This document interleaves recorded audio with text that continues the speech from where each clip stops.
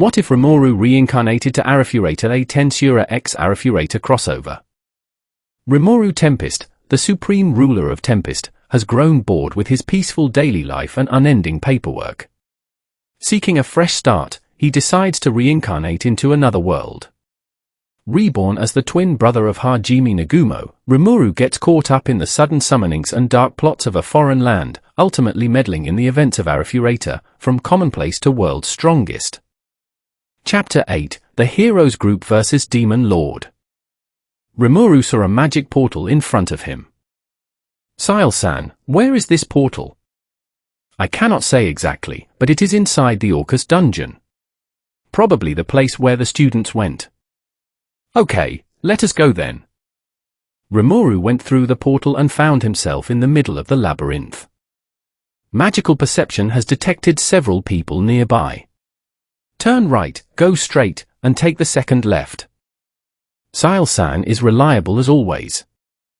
Rimuru followed this path and met up with Commander Meld and the students. Before meeting them, he made some rips in his clothes and threw some dirt on them to make it look like he had been in a fight. There is something coming. On guard. Meld turned toward Rimuru and shouted. The students stood on guard. Most of them at least, though some looked despondent for some reason. Meld-san, it is me. Rimuru. Rimuru-kun. Are you okay? Shizuku approached and asked. Yes, I am fine. The knights and I were transported to a room with several monsters. And the knights? They died. I see. I expected that, but it is good to see that you are okay. It is good to see you guys okay too. Wait, what happened to Shirasaki-san? Rimuru saw the fainted Kori being carried and asked Meld. She fainted during the fight. We encountered a magical creature called Behemoth and had to flee. Rimuru realized that something was wrong. Meld was speaking evasively. Rimuru looked around to see if he could understand anything. Meld-san. Yes? Where is my brother? Everyone got complicated expressions on their faces. He asked the question they so feared. He held the behemoth so that we could escape, and he passed away. Rimuru was about to explode with rage when a warning came from Sile, who initiated thought acceleration. Warning, the individual Nagumo Hajime is still alive. How do you know? After the master's brother and his colleagues were summoned, I put a soul mark on him and the other students. This mark informs me if something happens to this person's soul, and if he were dead, the mark would be gone. If he is still alive, we have to save him fast. There is no need. Why? This labyrinth is made with a magic that nowadays is called magic of the age of the gods. Inside here is a separate dimension. So even if the master's brother dies and his soul dismantles in the air, the master has the superior ability Void God Azathoth. One of the uses of this magic is consumerism, an enhanced version of King Gluttony Beelzebub. If we use this skill, we can suck up all the magic particles in the air, including souls. After that, we could remove the memories from the soul of the master's brother and seek his body to revive him. Our Sile gave a very detailed explanation. But wouldn't it be easier to just rescue him? I have 2 reasons for that. Wow, come on, tell me. I know you like to show off your intelligence. I am not showing off. The first reason is that if the master abandons his colleagues now, there is a good chance that some of them will not make it out alive. They have received the trauma of seeing their classmate die, and they will not be able to fight properly. Without the knights here to protect them, many could get hurt or even die. The second reason is that my analysis of the monsters that the master collected revealed that if you ingest them, you have a 95% chance of death, and a 5% chance of absorbing the strength of the monster you ate. I do not understand that second reason. Explain further. Yes. Why is Sile so excited to explain? As I thought, Sile is really a show-off. If the master's brother wants to survive, he will have no choice but to eat monster meat so as not to starve to death. The master's brother is of a non-combatant class and has a very malleable mana because of this. In addition, he has little magical power, which will make his mana weak, but he is also otherworldly with a soul strengthened by the passage of worlds. With this, his chances of fusing with monster flesh will be at an all-time high. Then he will gain power and no longer be intimidated by his peers. I understand, but wouldn't it be better to stop him from dying so it wouldn't be traumatic for him to die and then revive? Because there is still a chance that he won't survive the monsters. The best option is to search for him after ensuring the safety of his colleagues. All right, let us go with this plan then. Sile decided to hide from Rimuru that fusing with monster flesh must be extremely painful. Rimuru deactivated thought acceleration and spoke to Meld in a heavy voice. Let us go back to the surface. He turned around and asked Sile to make fake tears fall from his face so the rest of the students would not find his reaction strange. Rimuru-kun, do you want to talk a little? Shizuku asked him in a worried voice. No, I am fine, he spoke in a dry tone. After that, they continued their way back to the surface. It took them 3 days to reach the surface. Meld reported the events to the kingdom. Several of the students told the church that they no longer wanted to go to war. It seems that seeing a fellow student die finally made them understand what war really was. The students were still at the inn next to the Orcus labyrinth because their rooms in the castle were being prepared, and they did not want to move Kori too much because she was still unconscious. 2 days later, Kori woke up. She saw Shizuku lying next to her, sleeping. Shizuku-chan, Kori spoke in a tired voice. Kori! You are awake! How are you doing? Do you feel any pain? Shizuku hugged her friend, and Kori hugged her back. Yeah, I am fine. I just feel a little sleepy. Well, sleeping for 5 days is tiring, I guess. Shizuku helped Kori sit up as they talked. 5 days? That long? Why? I was in the dungeon, and... Shizuku, who saw that she was remembering, was going to change the subject, but before she could. So, what about Nagumo-kun? That is... Shizuku had a bitter expression, thinking about how to break the news. Kori, seeing this, tried to run away from reality. It is a lie, right? You guys saved Nagumo-kun after I fainted, right? He must be training, right? I will go out and thank him. So please let go of my hand, Shizuku-chan. As Kori spoke, Shizuku continued squeezing her hand. Kori, he is not here anymore. Stop. It is just as you remember it. Stop it. Kori, he died. That is a lie. He didn't die. It didn't happen. Why are you saying that? Even Shizuku-chan isn't allowed to say that. As reality caught up to her, Kori struggled to get away from Shizuku's embrace, but Shizuku kept holding on tighter. When Kori realized she could no longer leave, she started to cry. Kori! Shizuku-chan, Nagumo-kun is no longer here. That is right. At that moment, Nagumo-kun was hit by one of our attacks. Who was it? I do not know. Everyone avoids the subject, thinking that it could have been them who missed their magic. I see. Would you hate that person? I do not know. I think it is better not to know who it is. Kori wiped her tears and spoke. Shizuku-chan, I do not believe Nagumo-kun is dead. Kori, that! Shizuku once again had a pained expression. I know the chances are low. I know they may be less than 1%, but as long as it is not 0, I want to believe he is alive.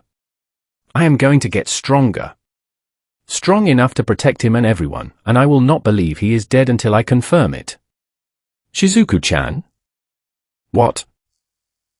I want you to help me. They stared at each other for a while. Shizuku, seeing Kori's strong determination, spoke up. All right. Kori hugged Shizuku and said, thank you. At this moment, the door opened, and Kuki and Ryutaru walked in. Kori, you? Kori! How did you? The two stepped back out and closed the door. Shizuko did not understand this, but then she saw the position they were in. Kaori was on Shizuku's lap hugging her, while Shizuku stroked her head. They surely thought something strange was going on. "Come back here, you idiots!"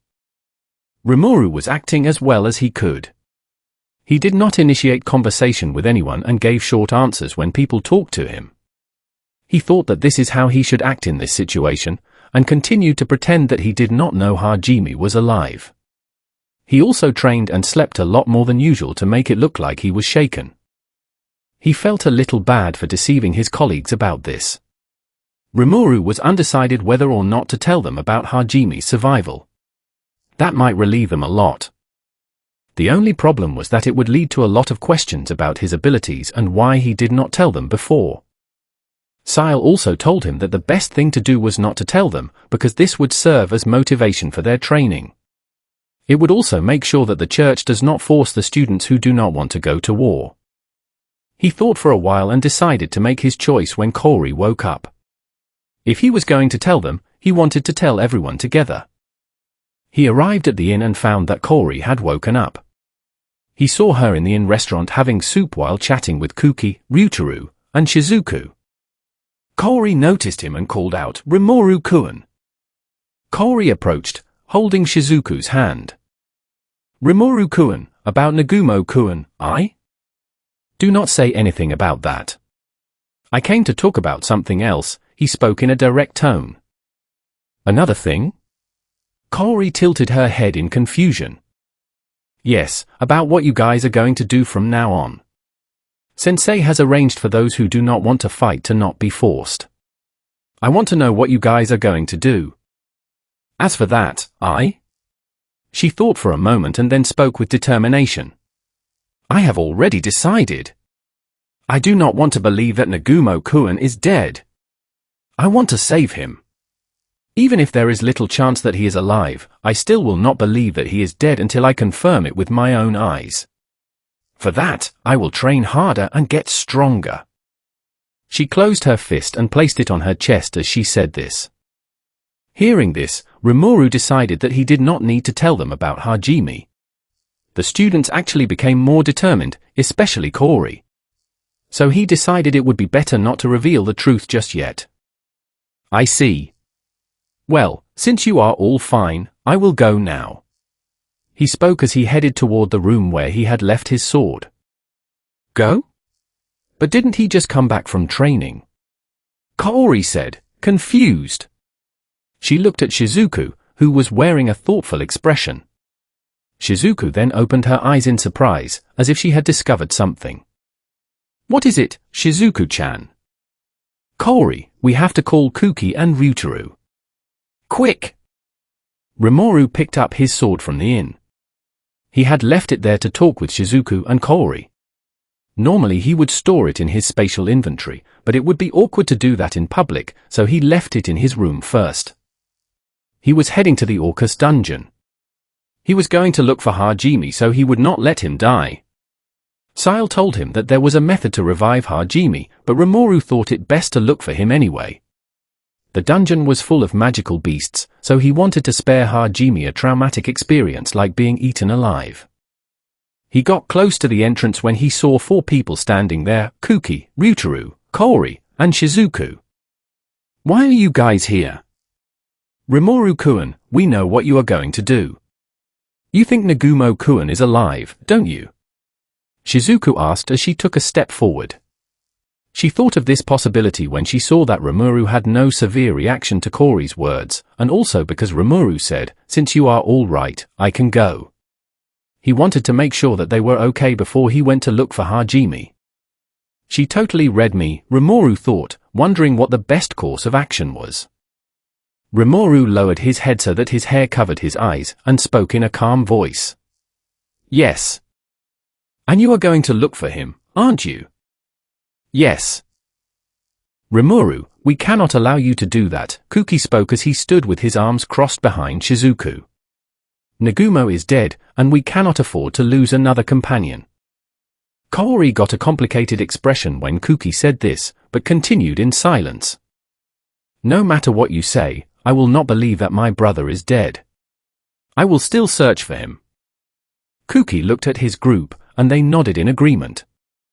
I am sorry, Rimuru, but we cannot allow you to pass, even if we have to use force. That is right, Rimuru-kun. We still do not have enough strength. If you go there now, you will die. We cannot allow that. I am sorry. Ryutaru, Kaori, and Shizuku spoke in sequence. If you are going to stand in my way, then it is I who am sorry. When Rimuru said this, he raised his face. His eyes, which were covered by his hair, now glowed red. It was Sile. When Rimuru did not know what to do, he decided to hand over control to Sile. When Shizuku and Kaori saw those red eyes staring at them, they felt a chill run down their spine. They realized that the one staring at them was not Rimuru. Rimuru always had a gentle or playful look, and in battle, a stubborn look. But the cold look in those red eyes made them instinctively take a step back. However, Ryutaru did not realize this and went on the attack. Kuki was also blinded by his desire to show he was the strongest and started reciting a spell. Shizuku-chan, what shall we do? Kaori asked in a frightened voice without taking her eyes off Rimuru. Now it is too late. I do not know if this is a second personality or what, but we cannot let him go. Kaori, take care of the barriers and the healing. When she said it was too late, she was referring to Kuki and Ryutaru, who had already rushed to attack. Ryutaru quickly approached Rimuru and threw a punch with his metal gauntlets. Rimuru stood there, seemingly helpless. But when Ryutaru threw the punch, his right gauntlet split in half against an invisible barrier. He tried to move away, but Rimuru was faster and delivered a spinning kick to his stomach, throwing him hard onto the ground. At this moment, Rimuru looked at Kuki, who launched a huge blade of light while shouting, "You shall not pass!" Rimuru ran straight into the blade of light. Kuki thought he would get seriously hurt, but Rimuru ran right through it as if it were nothing and delivered a direct kick that sent Kuki flying into the wall. Kaori recited a spell to heal them both while Shizuku attacked Rimuru. Flickering bloom, she shouted, attacking with a speed that left only a blur. She struck at shoulder height with her sword still sheathed. When the blade was just inches away, Rimuru disappeared. Shizuku looked puzzled and turned around when she felt a presence at her side. It was Rimuru. When she looked into those red eyes, she felt a blow coming and raised her arms to defend. But strangely, no blow landed. Rimuru lifted his finger, and a small black spark hit her legs, causing them to lose all strength. It stunned the nerves in her legs, causing her to fall. She thought she was going to hit her head, but Rimuru supported her back and gently laid her on the ground. Kaori cast her healing magic on Kuki and Ryutaru. Fully recovered, Kuki and Ryutaru realized they could not hold back and activated their skills. Limit Break. Vaja. Limit Break tripled Kuki's strength for 2 minutes, while Vaja created a powerful layer of mana around Ryutaru's body to enhance his physical power. The two attacked with full force at the same time. Kuki struck with his sacred sword from the right, and Ryutaru aimed a left punch. Rimuru simply raised his hand, and black lightning shot out. The lightning struck Kuki and Ryutaru, sending them flying backward and crashing onto the ground. Kaori's staff began to glow as she prepared to cast another healing spell, but before she could finish, her staff stopped glowing as if it had malfunctioned. Rimuru had his hand outstretched toward her, casting Undo Magic, a spell he learned during the war against the Empire. And just like that, the heroes group was completely incapacitated. Sile had fun during that fight. When Rimuru asked Sile to take over, Sile felt thrilled to display the greatness of his master. Sile tried to make Rimuru look as impressive as possible by easily dodging blows and breaking the opponent's weapons. The reason Sile was gentle with Shizuku and Kaori was because of Rimuru's request. Rimuru did not want to hurt them, knowing they were only worried about him. However, in Ryutaru and especially Kuki, Sile saw an overly competitive drive to prove they were stronger than Rimuru. Rimuru had told Sile, since those two want a fight, give them one. After the fight was over, Sile returned control to Rimuru. Rimuru's eyes turned gold again, and his normal demeanor returned. Rimuru approached Shizuku, who had a guilty expression on her face. Rimuru-kun, I? No need to apologize, Shizuku-chan. Who? She let out a soft voice of surprise.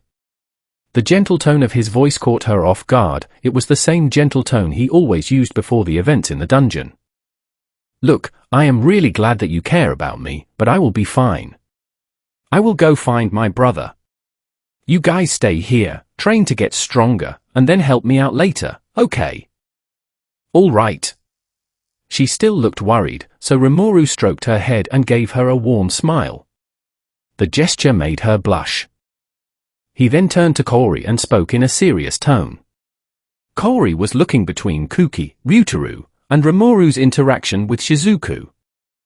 Shirasaki-san, you do not have to worry about them. In a little while your magic will return, and you will be able to heal them. But first, I have something serious to tell you. Yes? If you are going after Hajime-kun, you have to be honest with yourself first. Think about your feelings for Hajime, and make them clear in front of everyone when you meet him. If you do not, you will only bring feelings of jealousy and hatred toward him. Rimuru said this and started walking toward the Orca's dungeon. Take care, he waved as he entered the labyrinth. At the same time, in one of the 10 great labyrinths located in the Great Risen Canyon. I finally made it! That magic circle was hard to copy, but the mighty me did it! A young girl's voice echoed out. She seemed to be trying to sound menacing, but her cute voice made it entirely unconvincing. If that asshole god can summon a hero, so can I. Yes, Mildy, you are very clever. She was praising herself for recreating magic from an ancient book. It was hero summoning magic. When Mildy heard about the hero summoned by the kingdom, she immediately remembered a spell she had read about in the past. Mildy stood in front of a large magic circle connected by 4 wires to a large light blue tank. It took a while to fill the tank with magical power, but it worked. Now, let us summon this hero. She pulled the lever in front of her, causing the magic circle to glow intensely. After a few seconds, the light faded, revealing a beautiful girl with black hair and white clothes. I was summoned, the girl muttered, looking around in confusion. Yes. You must really be a hero if you have experience with summonings. The girl's necklace began to glow, and she pulled it out from under her blouse. It is reacting. Wait, that means... The girl tried to contact one of her companions through a multi-universe communication method. So that is why we lost contact. The laws of this universe are very complicated. It is not his fault, but I will still ask him to spoil me as compensation. Mildy did not understand what the girl was mumbling, but she smiled happily and spoke up. Hello. I am Mildy Risen, your summoner. We have a lot to talk about, heroine, but first, what is your name? It is Chloe. Chloe Orbit. Rimuru was on the stairs leading to the first floor of the labyrinth when the ring on his necklace began to glow. He took the ring in his hand and looked at it in surprise. Sile-san, does this mean Chloe is?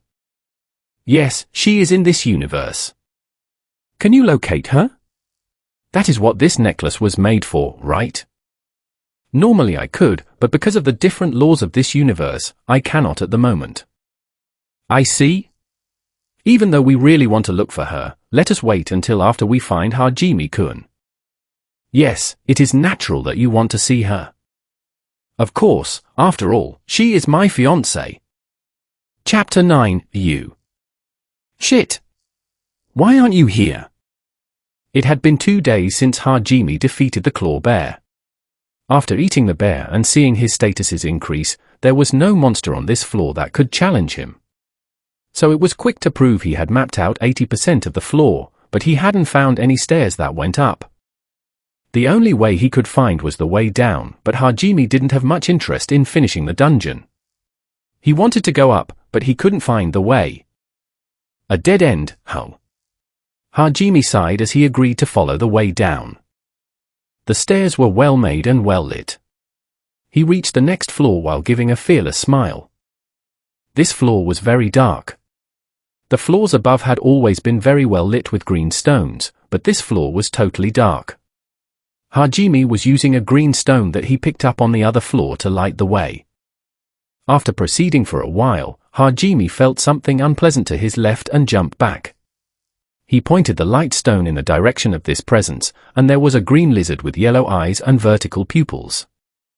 The lizard's eyes glowed, and Hajime felt a pain in his shoulder.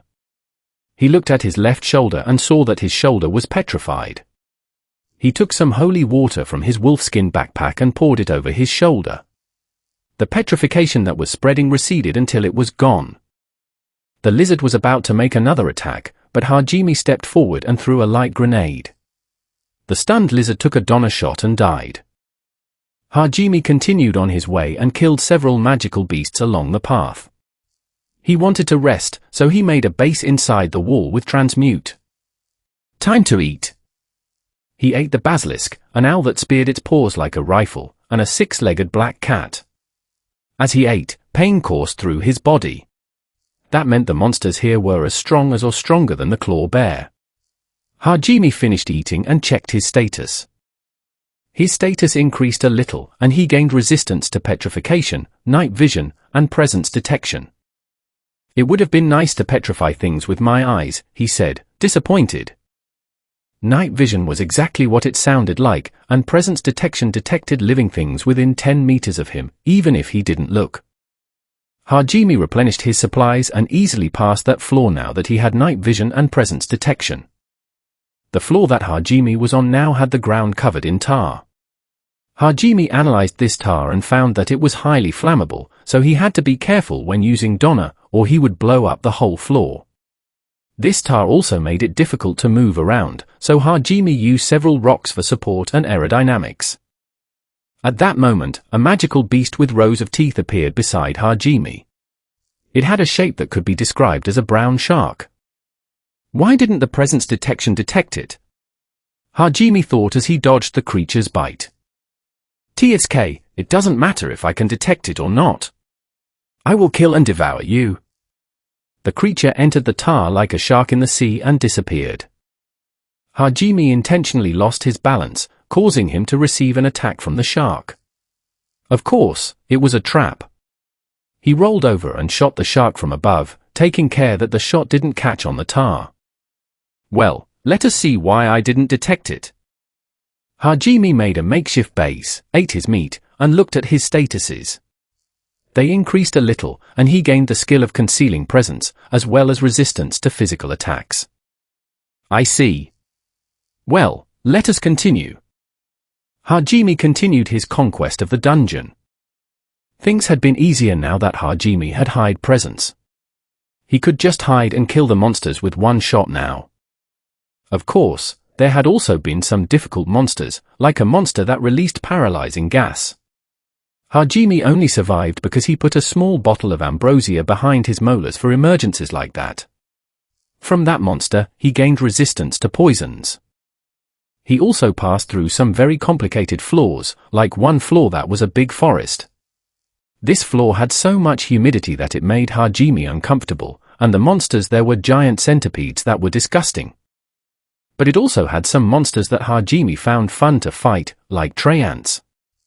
They were moving trees just like in the video games, using their branches to hit Hajime and throwing fruits at high speed.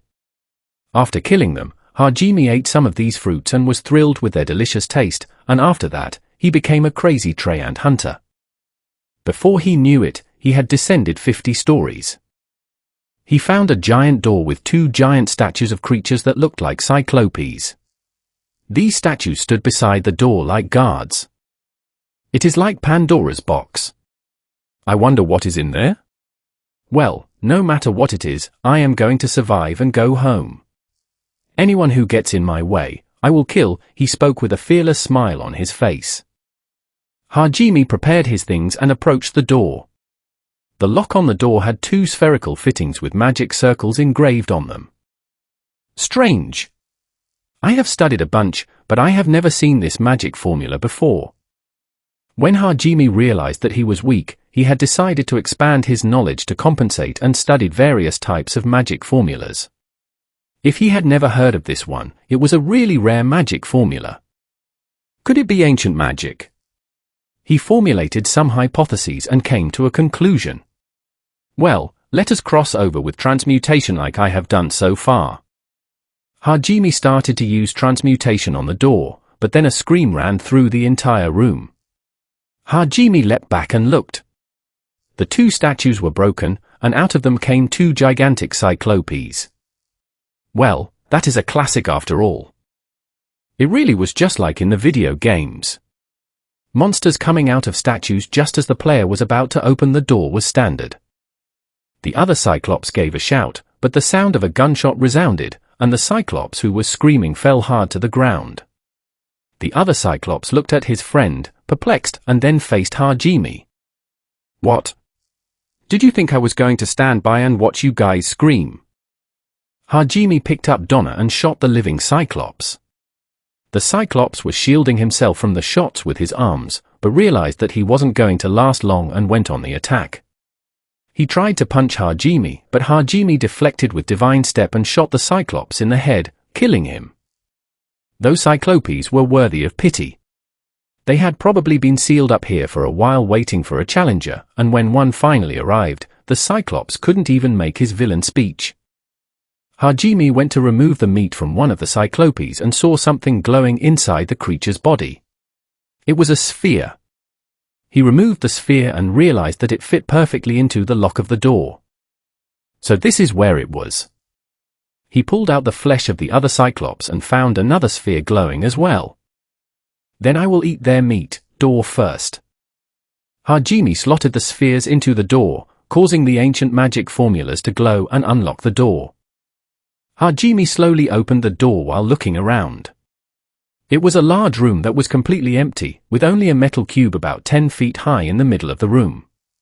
This cube was black with bright green details, but the most important detail was not that. A girl? Yes, there was a girl trapped in the cube. She had her body from the shoulder down buried in the cube. She had golden hair, very white skin, and looked to be around 14 years old. Hajime didn't go into the room or come closer. He was afraid that it was another cliché and that when he entered the room, the door would close and the girl would give a mischievous laugh. He was about to close the door when he heard a weak voice. Who? Sorry to bother you. My mistake, he spoke and began to close the door. Wait! Please help me. No chance. Hajime looked like a demon abandoning a poor little girl. Why? I won't do anything, so please. The girl was desperate. She couldn't move her body, but lifted her face to plead with Hajime. Hey, this is the bottom of the abyss. How could I free someone who is obviously sealed in here? It would be a disaster. There is nothing useful here, then. Being turned down so coldly and directly, the girl raised her voice as if she was about to cry. Wait! I am not bad. Wait, Hajime ignored her pleas and started to close the door, but before he could, she spoke again. I have been betrayed. He stopped closing the door. He stood still. 10-20 seconds passed, and Hajime stood still with a bitter expression. He had no reason to help her, nor did he know why she was sealed up, and he couldn't even prove if her words were true. But still, Hajime started to approach her. What am I doing? He sighed. He was shaken by the word betrayed. He should have left his past behind by now. In this place, a grudge was a distraction, and Hajime had decided to leave it behind. But still, he continued to approach the girl. Why am I doing this? He asked himself several times. Oh, maybe he didn't go all the way, he muttered. Hajime was talking about his empathetic side. He sympathized with this girl who had suffered the same as him. This was proof that he hadn't turned completely into a monster. Hajime arrived in front of the girl, who was staring at him unblinking. You said you were betrayed? Is that the reason you are sealed up here? And why didn't they kill you instead of sealing you? I am from a special line of vampires. I was a princess, and 300 years ago I was betrayed by my uncle, who wanted to take the throne from me. I can regenerate even if I lose a limb or get my head blown off. I can also manipulate magic without using chanting or magic circles. So it is hard to kill me. That is why they sealed me up. What an overpowered character. Hajime thought when he heard the girl's skills. 300 years, who? Do all vampires live that long? No, I am special. Then that is it. Hajime sighed after hearing the girl's dramatic story. Help me. They looked at each other for a while. Hajime scratched his head and put his hand on the cube. As soon as she realized what that meant, she opened her eyes wide. A crimson magic discharge was released by Hajime, but the stone was still standing. The resistance is great. But now I can do it. Hajime put almost all his magic power into the transmutation. The crimson light was getting stronger, and the girl was still staring at Hajime, as if she didn't want to miss a single second of this scene. Finally, the stone gave way and the girl was released. Hajime sat down on the floor, tired, and went to get a bottle of healing water.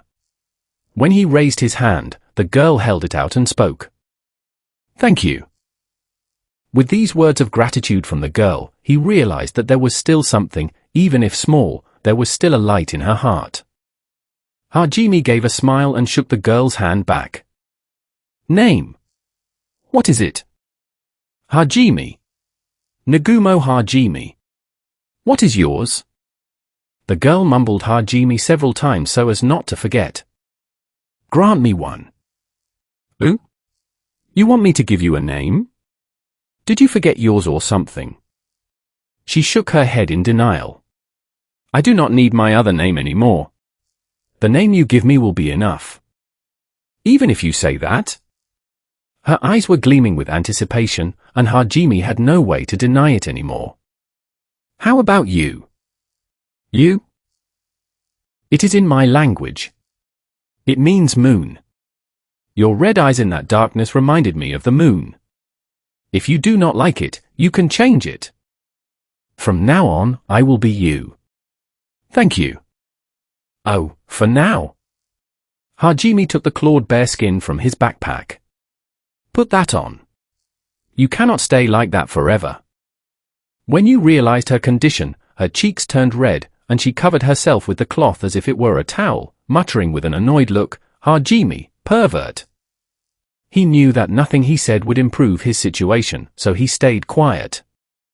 Hajime drank the ambrosia and then froze. He felt the presence of a gigantic monster on the ceiling of the room. This presence was not there 2 seconds ago. The monster was shaped like a giant scorpion. It fell from the ceiling almost at the same moment Hajime felt its presence. It attacked you with some giant darts that came out of its scales. Hajime jumped up and caught you in his arms, standing in the path of the darts. He managed to dodge a few, but 5 scaly darts got stuck in his back. He spat blood as he used transmutation to protect them from further attacks. You was in his arms and looked at him with a desperate look. Hajime! He drank some more ambrosia as he removed the scaly darts from his back. I am fine, he spoke as he put you on his shoulder and pulled Donna. You can come. Try to kill me if you can. Hajime took a vial and placed it for you to drink. She felt confused at being given an unknown substance, but her eyes widened in surprise when she felt her vitality recovered. Hang on, you. She held on to Hajime with all her strength. Hajime jumped up and tried to shoot the scorpion's head, but the scorpion scales resisted easily. TSK, how troublesome. The scorpion threw a purple liquid from its tail that flew toward Hajime. He dodged, and the place where the liquid fell melted. It was some kind of acid. You were staring at Hajime and the unknown weapon in his hand. Hajime tried to shoot the scorpion from various angles, but no shot pierced the hull. The scorpion launched regular attacks at Hajime, but he deflected easily. They were at a stalemate. The scorpion let out a horrendous scream, and the ground began to shake. The ground below Hajime began to give way, but... Sorry, that is my specialty. He used transmute on the ground and counterattacked the scorpion with shots. You realized that Hajime could also manipulate mana directly like her and muttered, similar. She was wondering what he was doing in this place, while totally ignoring the giant monster trying to kill them. The scorpion's attacks became more constant, and Hajime couldn't get close to it. If Hajime got close, he would be able to pierce the scorpion's shell, but every time he tried, the scorpion would throw scale darts or corrosive liquid at him. Hajime made a risky move to get closer to the scorpion. He made a barrier of earth to defend against the giant darts, and the moment the scorpion lost sight of him because of the barrier, he picked up the body of a monster he was leaving to eat later and threw it aside. The scorpion, which had bad eyesight, thought that was Hajime and attacked it. When he saw that his plan worked, Hajime attacked and managed to get close to the scorpion's head. He shot it, but the scorpion put its paws in front to defend, losing one of its paws to the shot. The scorpion gave a cry of anger and pain as it turned around. Its tail split in three and began to attack Hajime. Hajime clicked his tongue as he tried to dodge the attacks, but one of the tails hit him sideways, pushing him away. Hajime threw a light grenade to keep the scorpion away. Damn, I cannot think of a good plan to kill that thing. At that moment, you spoke with a confused expression. Why? Oh. Why do you not run away? What are you saying now? I did not fall so far as to abandon you just because a slightly stronger enemy appeared. The instant Hajime determined that saving you was his goal, he also determined that he would do anything to fulfill it. He would not abandon her, no matter how powerful the enemy was. Hearing that Hajime would not abandon her, you decided to give it her all as well. Hajime, trust me. She placed her fangs on Hajime's neck and bit down to drink his blood to restore her mana. He was about to push her away, but understood that that was what the words "trust me" meant, and held still. She withdrew her fangs with an expression of satisfaction. Delicious, she spoke as she stepped off Hajime's lap. She turned to the scorpion that was staring at them with rage and raised her hand. Blue sky. A giant blue fireball appeared on top of the scorpion's head and quickly slammed downward. The scorpion made a horrible noise and died. It did not die because of the fire, but because of the pressure of its head against the ground. Its shell remained intact, showing its great endurance. Hajime thanked you, and she was very happy about it. Hajime analyzed the scorpion's shell. Azantium, hard metal, hardness 10 out of 10, resistant to cold and heat. Wow, that is really good. Hajime and you continued their conquest of the dungeon. Chapter 10, Hydra. Hajime and you stood in a makeshift base while Hajime adjusted his new weapon, Schlagen, a short-barrel sniper rifle that possessed a powerful shot. Hajime. His new companion, Yu, called out to him. What is that? She asked, pointing at the gun. It is a long-range sniper rifle. What is a sniper rifle? Why are you able to make these strange weapons? How do you manipulate mana directly? Why are you here? She asked several questions in a curious tone. Calm down. I will explain everything.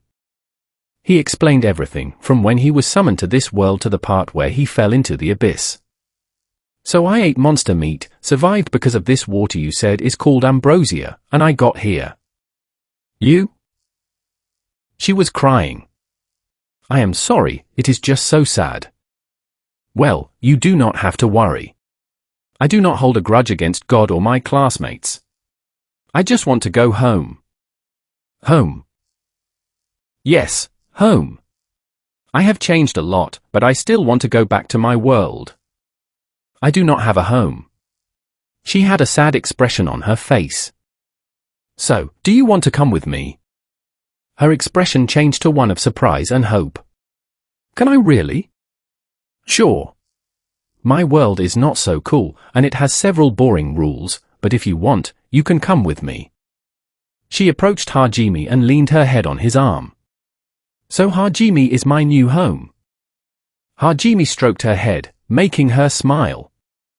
It had been 2 days since Hajime had found you. They quickly passed another 25 floors, reaching the 75th floor from the cave. They easily passed the floors up to this point, and Hajime did virtually nothing. You easily killed the monsters, and when he offered to help her, she would say, "I want to be useful to Hajime." So he left it at that. Currently, they were running away from several dinosaurs. Do you understand? Yes, it is a parasite. They noticed that the monsters had blurry eyes and strange movements, as if they were being controlled and resisting. They all had flowers on their heads that were not there before. The source is over there, right? Probably. You pointed to a cave full of flowers that was surrounded by monsters. Hajime put you on his shoulders and ran toward the cave. You decimated the monsters with electric magic. When they entered the cave, Hajime set you on the ground and looked around. All the flowers began to expel their pollen, which dissipated into the air. These flowers are strange. Can you burn them for me? You were standing completely still in silence. Hajime, run away, she spoke as a flower grew on top of her head. A blade of air flew toward Hajime. Hajime dodged it while clicking his tongue in disgust. Hajime felt a presence entering the cave and turned to see who it was. There was a creature that looked like a plant shaped like a woman, with 2 rows of super sharp teeth and fierce eyes. It approached you. So you are the source, huh? Hajime aimed his gun at the creature, but you jumped in front of it and said, "I am sorry." The creature had a hideous smile on its face. Hajime stood receiving Yu's attacks without countering, but he realized that the creature could not force you to use high-level spells like Blue Sky, so it was not much of a problem for him. You was still standing in front of the creature, which was a little taller than her. She could not bear to see Hajime suffering anymore and said, "Hajime, do not worry about me. Shoot." Really?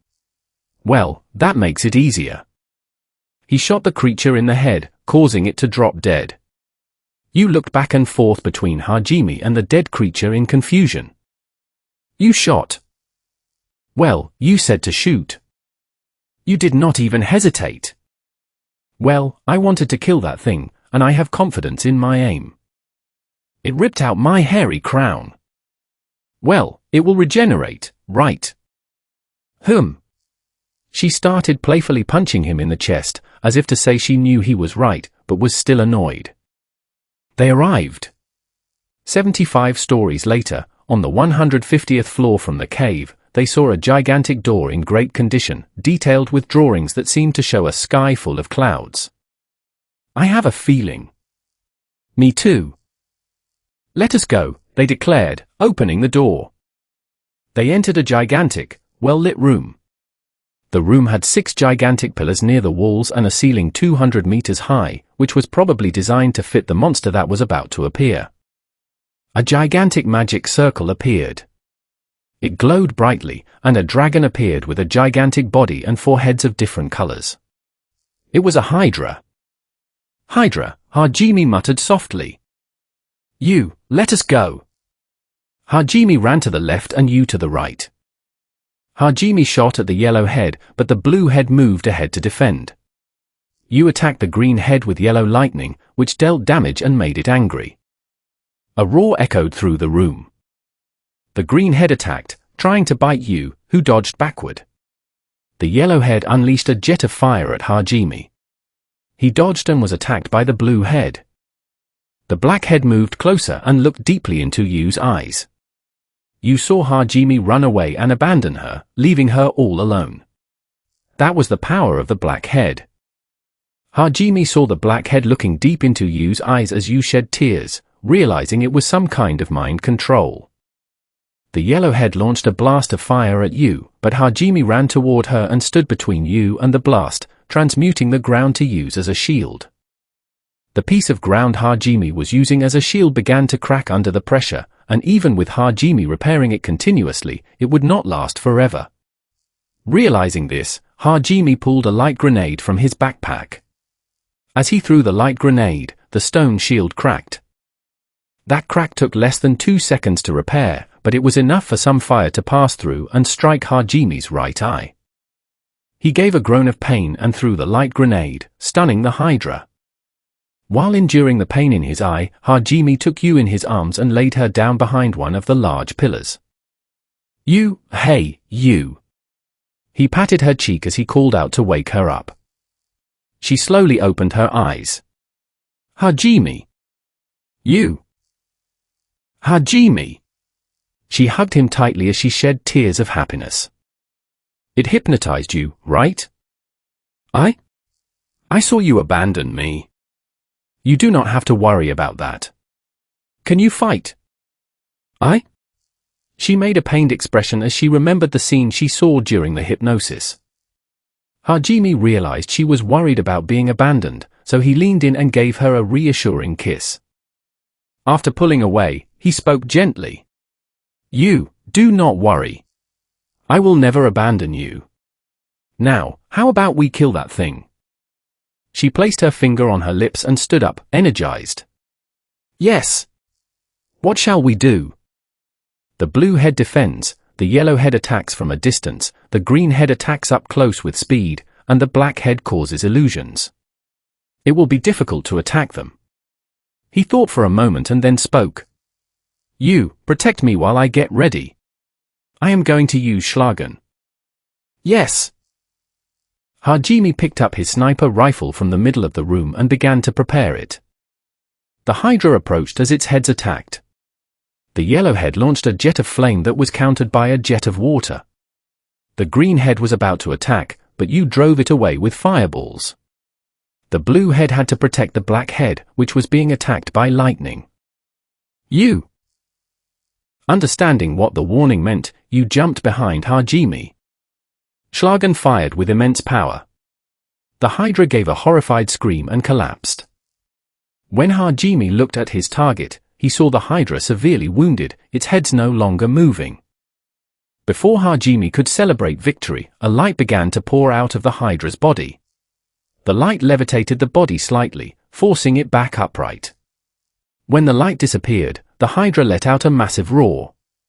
Its once colorful body was now entirely white, and its heads moved in perfect unison. The Hydra charged and shot a blast of golden fire from all four heads. "That is bad," Hajime thought. He would have to use his last trump card, his limit break skill that tripled his stats for 2 minutes, if he wanted to defeat this Hydra. He was about to use limit break to dodge the golden fire with you when a voice called out. "Hey, Hajime-kun, good to see you looking well. Nice look, by the way." A boy with blue hair and a black shirt appeared in front of him, easily blocking the golden blast. Rimuru had spent the last few weeks mapping the labyrinth looking for Hajime, finally finding him on the bottom floor. Hajime had white hair, red eyes, a more robust body, and had lost an arm and an eye. He also possessed Earth-like weapons and a new companion. Rimuru had arrived right as Hajime and Yu were talking, but he wanted to see if they could beat the Hydra alone, choosing to intervene only when necessary. "Hey, Hajime-kun, who is she?" "Ah, that is you. But more importantly, that thing is coming this way." Indeed, the Hydra was rushing to attack them at full speed. "You, who? Oh, you mean the Hydra? Well, wait a minute." Rimuru turned around while pulling out his sword. He injected mana into the blade, causing it to glow in a rainbow aura. Then he stepped forward and sliced the Hydra completely in half. He cut it down like it was nothing, leaving Hajime and Yu staring in utter disbelief. "Have I been hypnotized again?" Yu muttered. "He never changes. Why does he always do things so casually?" Hajime sighed. "Hajime, who is she, and why didn't you ever tell me about her? Is she your girlfriend?" From the looks of it, Yu was slightly wary of the powerful newcomer who came to Hajime's rescue and called him by his first name. Hajime hastily replied, No.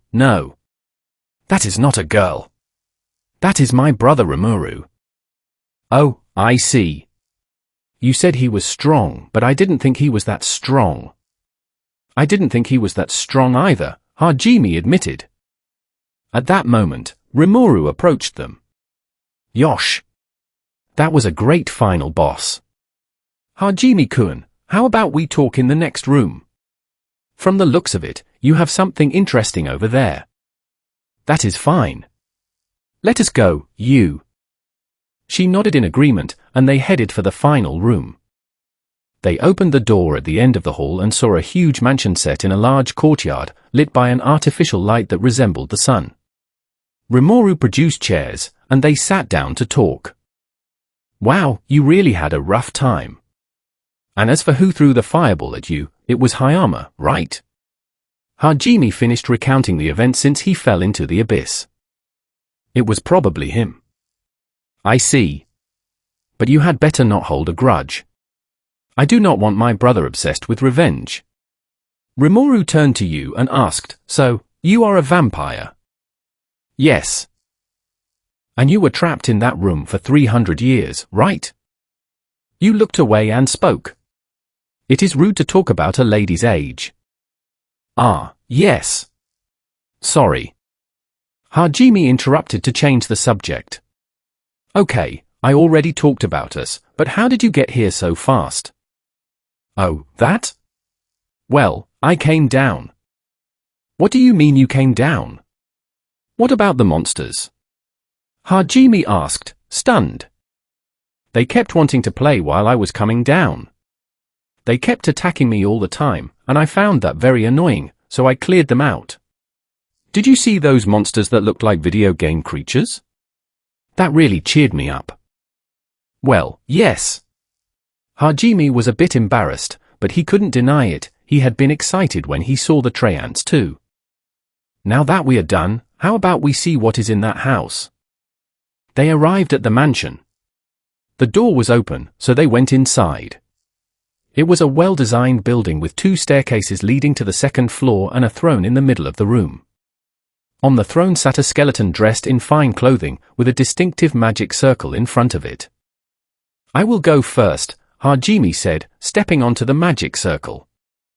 The circle glowed, scanning Hajime's memories to verify his journey. When the process finished, a hologram of a young man appeared.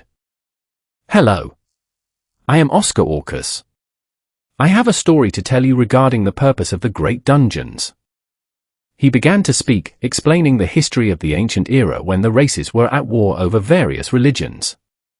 A group of humans discovered that the gods were manipulating the conflict for entertainment, so they formed a group called the Liberators to protect humanity.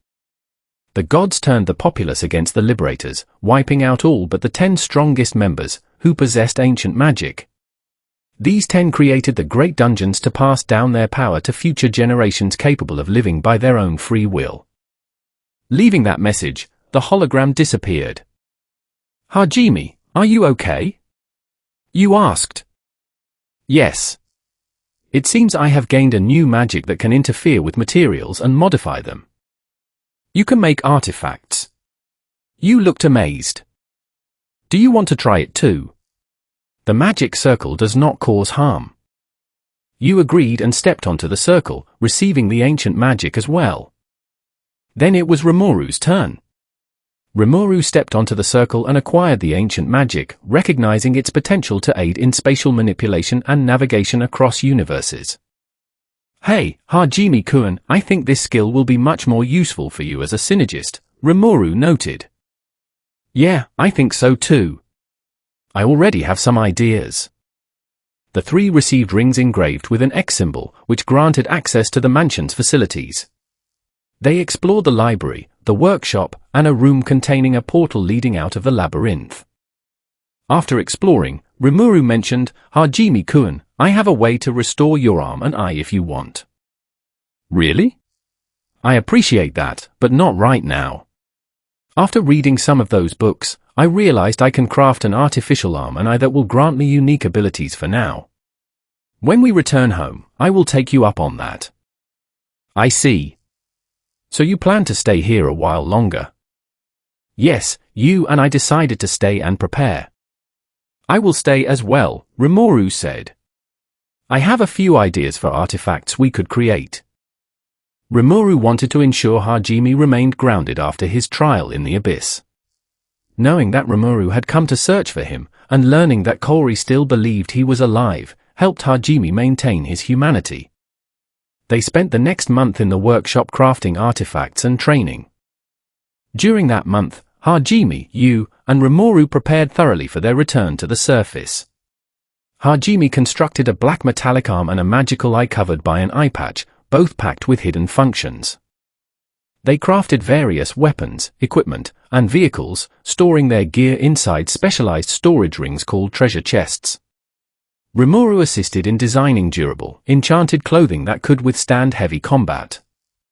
Through constant training, Hajime and Yu grew significantly stronger, fine-tuning their synergy and mastering their newly acquired abilities. When their preparations were complete and their supplies replenished, they gathered at the exit portal. Ready? Yes. They activated the magic circle and returned to the surface. Chapter 11, Overcoming the Past. Rimuru had just entered the Great Dungeon. Just as he said, Kaori's healing magic had returned, and she was healing Kuki and Ryutaro. Shizuku seemed to be thinking about something as she looked at the ground. Kaori approached her and spoke. Shizuku-chan, about Rimuru-kun. Oh. He is not the one I am thinking about. He just stroked my head to calm me down. There is nothing between me and him. Not really. She spoke as she waved her hands trying to clarify. Okay. We will talk about it later. I wanted to ask you what he meant when he said I attracted hatred for Hajime-kun. About that, She got red cheeks from the misunderstanding and then had a complicated expression thinking about how to answer Kaori's question. Seeing that expression, Kaori realized that she knew something. Shizuku-chan, what is it? It is not just that. It is going to be painful to hear. Are you sure you want to know? Yes. If it is something important about Hajime-kun, I want to hear it. All right then. Finish healing them and meet me in your room later. Okay. She healed the boys and asked them to report on the events to Meld. Kaori and Shizuku went to Kaori's room to talk. Where to start? Yes. Kaori, you are an airhead. That is the summary. What do you mean, Shizuku-chan? She spoke, confused by her friend's words. Kaori, you are not at all aware of yourself, especially your beauty. My beauty? She looked at herself curiously. Yes, Kaori. Almost all the students wanted to date you in elementary school. There is no way that is true. She denied it with her head several times. Kaori, remember that boy who came up to us on our way home from school and said he really liked you? And then you replied, "Do I know you?" And he left crying. I really thought his reaction was over the top, but I did not think that was why. It was. Okay, but this was a special case, right? It is not like I am a boy magnet or anything. Kaori, do you remember that boy who said he wished we could be closer? And you replied that you would love to be his friend too. And he fell defeated to the floor. You are not saying that.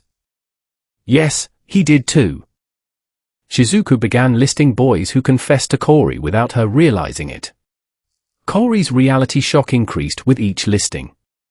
She could not take it anymore and interrupted Shizuku. Stop! Stop! I do not want to hear any more of it. Kaori put her hands to her ears and squirmed on the bed. Prince Randall too. There is no way that is true. Kaori, he asked you to be his personal healer. Stop! It seems that Kaori's reality shock from realizing her own charm was too great. She continued to cover her ears like a child who did not want to hear her to-do list. Kaori, calm down. She regained her composure as she sat up in bed. Sorry. Get to the point, Shizuku-chan. Okay. First, you need to know that in high school it was the same. Your beauty charmed all the boys in our class. They just did not propose because you always had Kuki and Ryutaro by your side, who were kind of intimidating. Okay, but what does that have to do with Hajime-kun? because you were admired by everyone, and because you always talked more to Nagumo-kun, who was seen as an average person, and because you were super kind to him, everyone always burned with jealousy. Kaori finally realized why Hajime was always evasive when she tried to talk to him. And that made his life at school very difficult. What do you mean by that? Kaori got a worried expression. He could not make friends. They would bully him to try to diminish his image to you in the hope that it would keep you away from him. Kaori had an expression of sadness and anger, but she realized that this was something she needed to hear. Go on. She clutched the mattress, trying to hold herself together to keep from crying or exploding in anger. I asked Rimuru-kun once about a suspicion of mine, and he confirmed it. Kondo and his friends beat Nagumo-kun almost every day, and he also told me that Hayama was really cruel, cursing you when you were not around. Kaori had already started to shed tears from knowing all the suffering Hajime was going through because of her. Why did you never tell me? If you did, I could. There was nothing you could do. Anything you said would only make things worse for him whenever you were not around. Kaori started crying a lot more, and Shizuku hugged her to try to make things better. Since that day, Kaori trained hard with the goal of saving Hajime. People began to notice that she also refused to heal Hayama's gang and always left it to the secondary healer, Ayoko. She would occasionally cast them cold glances, but they thought they were imagining it. There was no way the gentle Kaori would give a look like that. The same day that Hajime met you, the students were on the 65th floor of the dungeon. Not all the students were there, it was just Kuki, Shizuku, Ryutaru, Kaori, Suzu, and her best friend, Eri.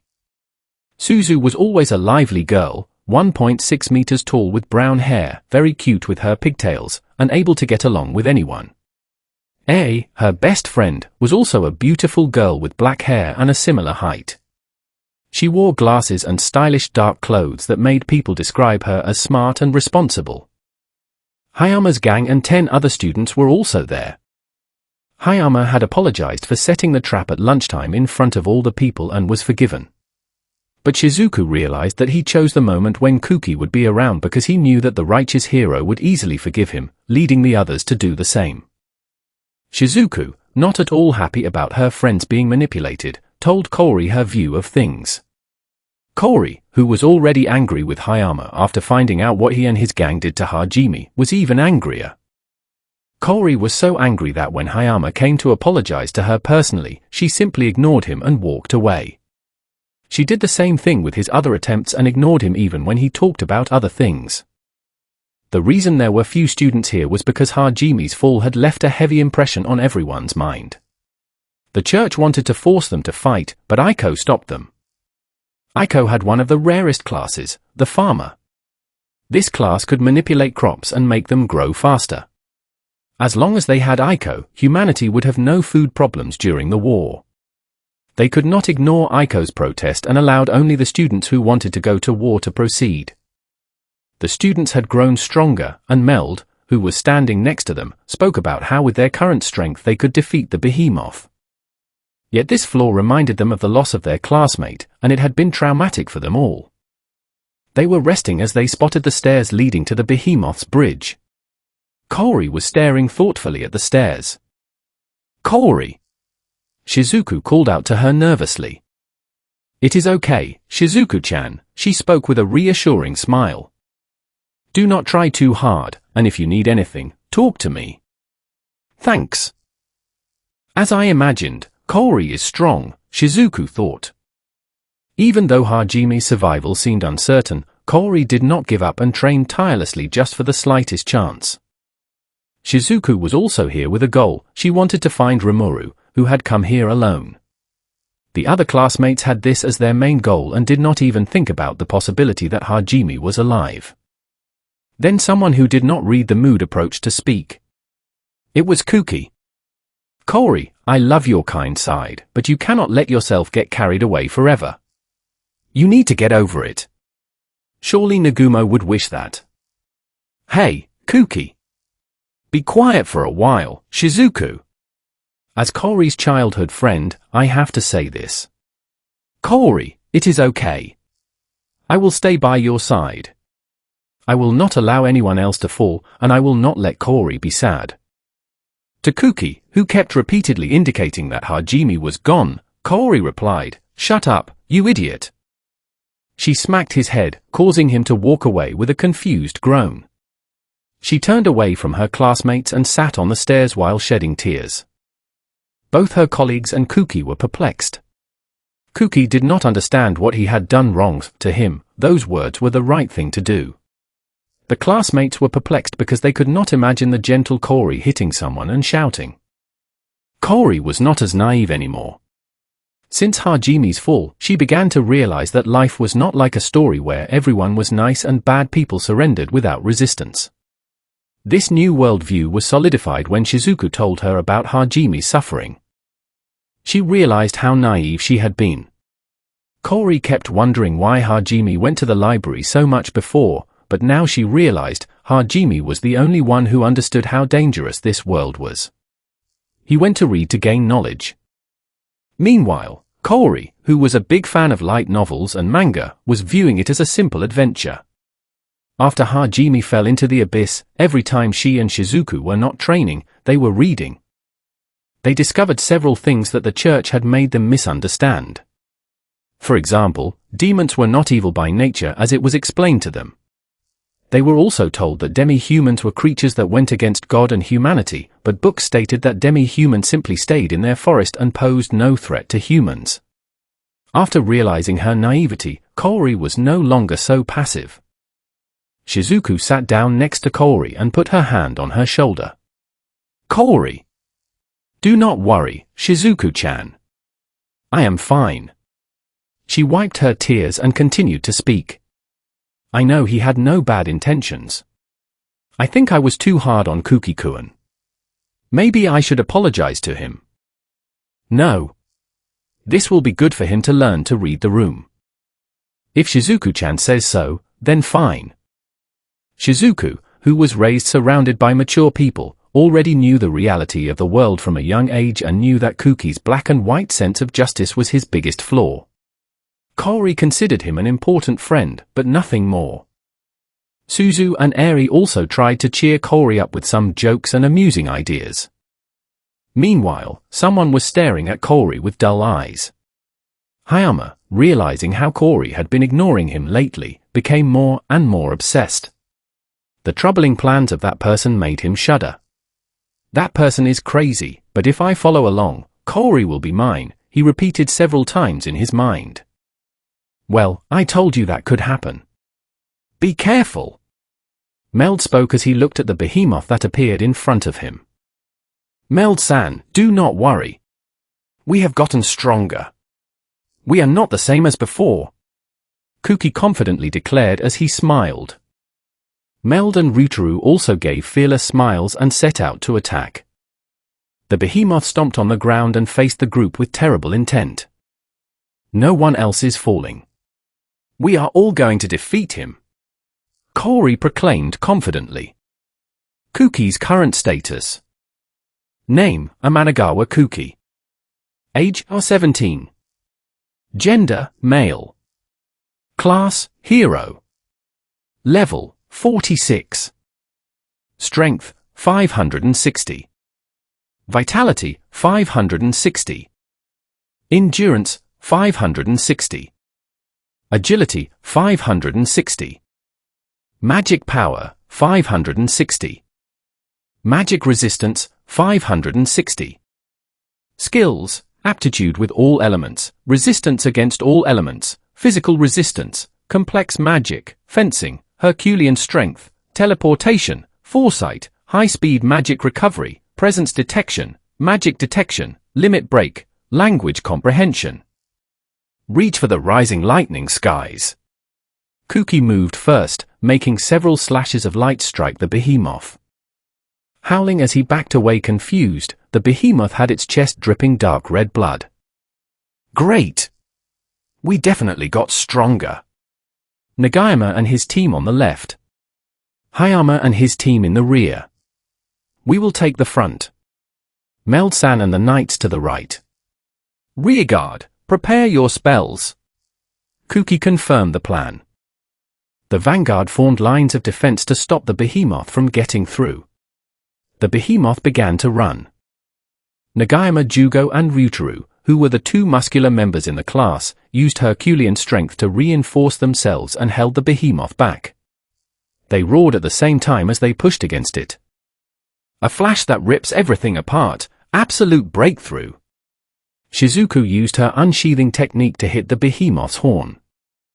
Her sword sliced halfway through and stuck in the horn. Meld seized the opportunity and used his greatsword to sever the horn. The behemoth was angry at having its horn cut off and used all its strength to throw them back. Kaori used a null impact magic when the four were thrown, and a halo of light appeared on the ground that softened their landing. She also used healing magic on all four. Explosion of light! A huge surge of magic power flowed from Kuki's sacred sword and flew into the behemoth's wound. The monster gave a scream of pain. It took the opportunity, while Kuki had just launched an attack, to throw him away. Kuki gave a groan as he landed far away. Heaven's blessing grant power once again, scorched sky. Kaori immediately healed him. The behemoth's remaining horn began to glow red. It is coming! Meld shouted in warning. At that same moment, someone from the vanguard finished chanting a spell. Absolute virtue! Taniguchi Suzu, who was a master of barriers, used her best barrier to stop the raging behemoth. The behemoth repeatedly hit the barrier to break it. The barrier was almost giving way, but Kaori used restoration magic on Suzu that reinforced the barrier immediately. This is amazing! Thanks, Kaori! The barrier and the behemoth fought for a while. Eventually, the behemoth's horn lost its red color, and it stepped back, breathing hard. Fall back, rear!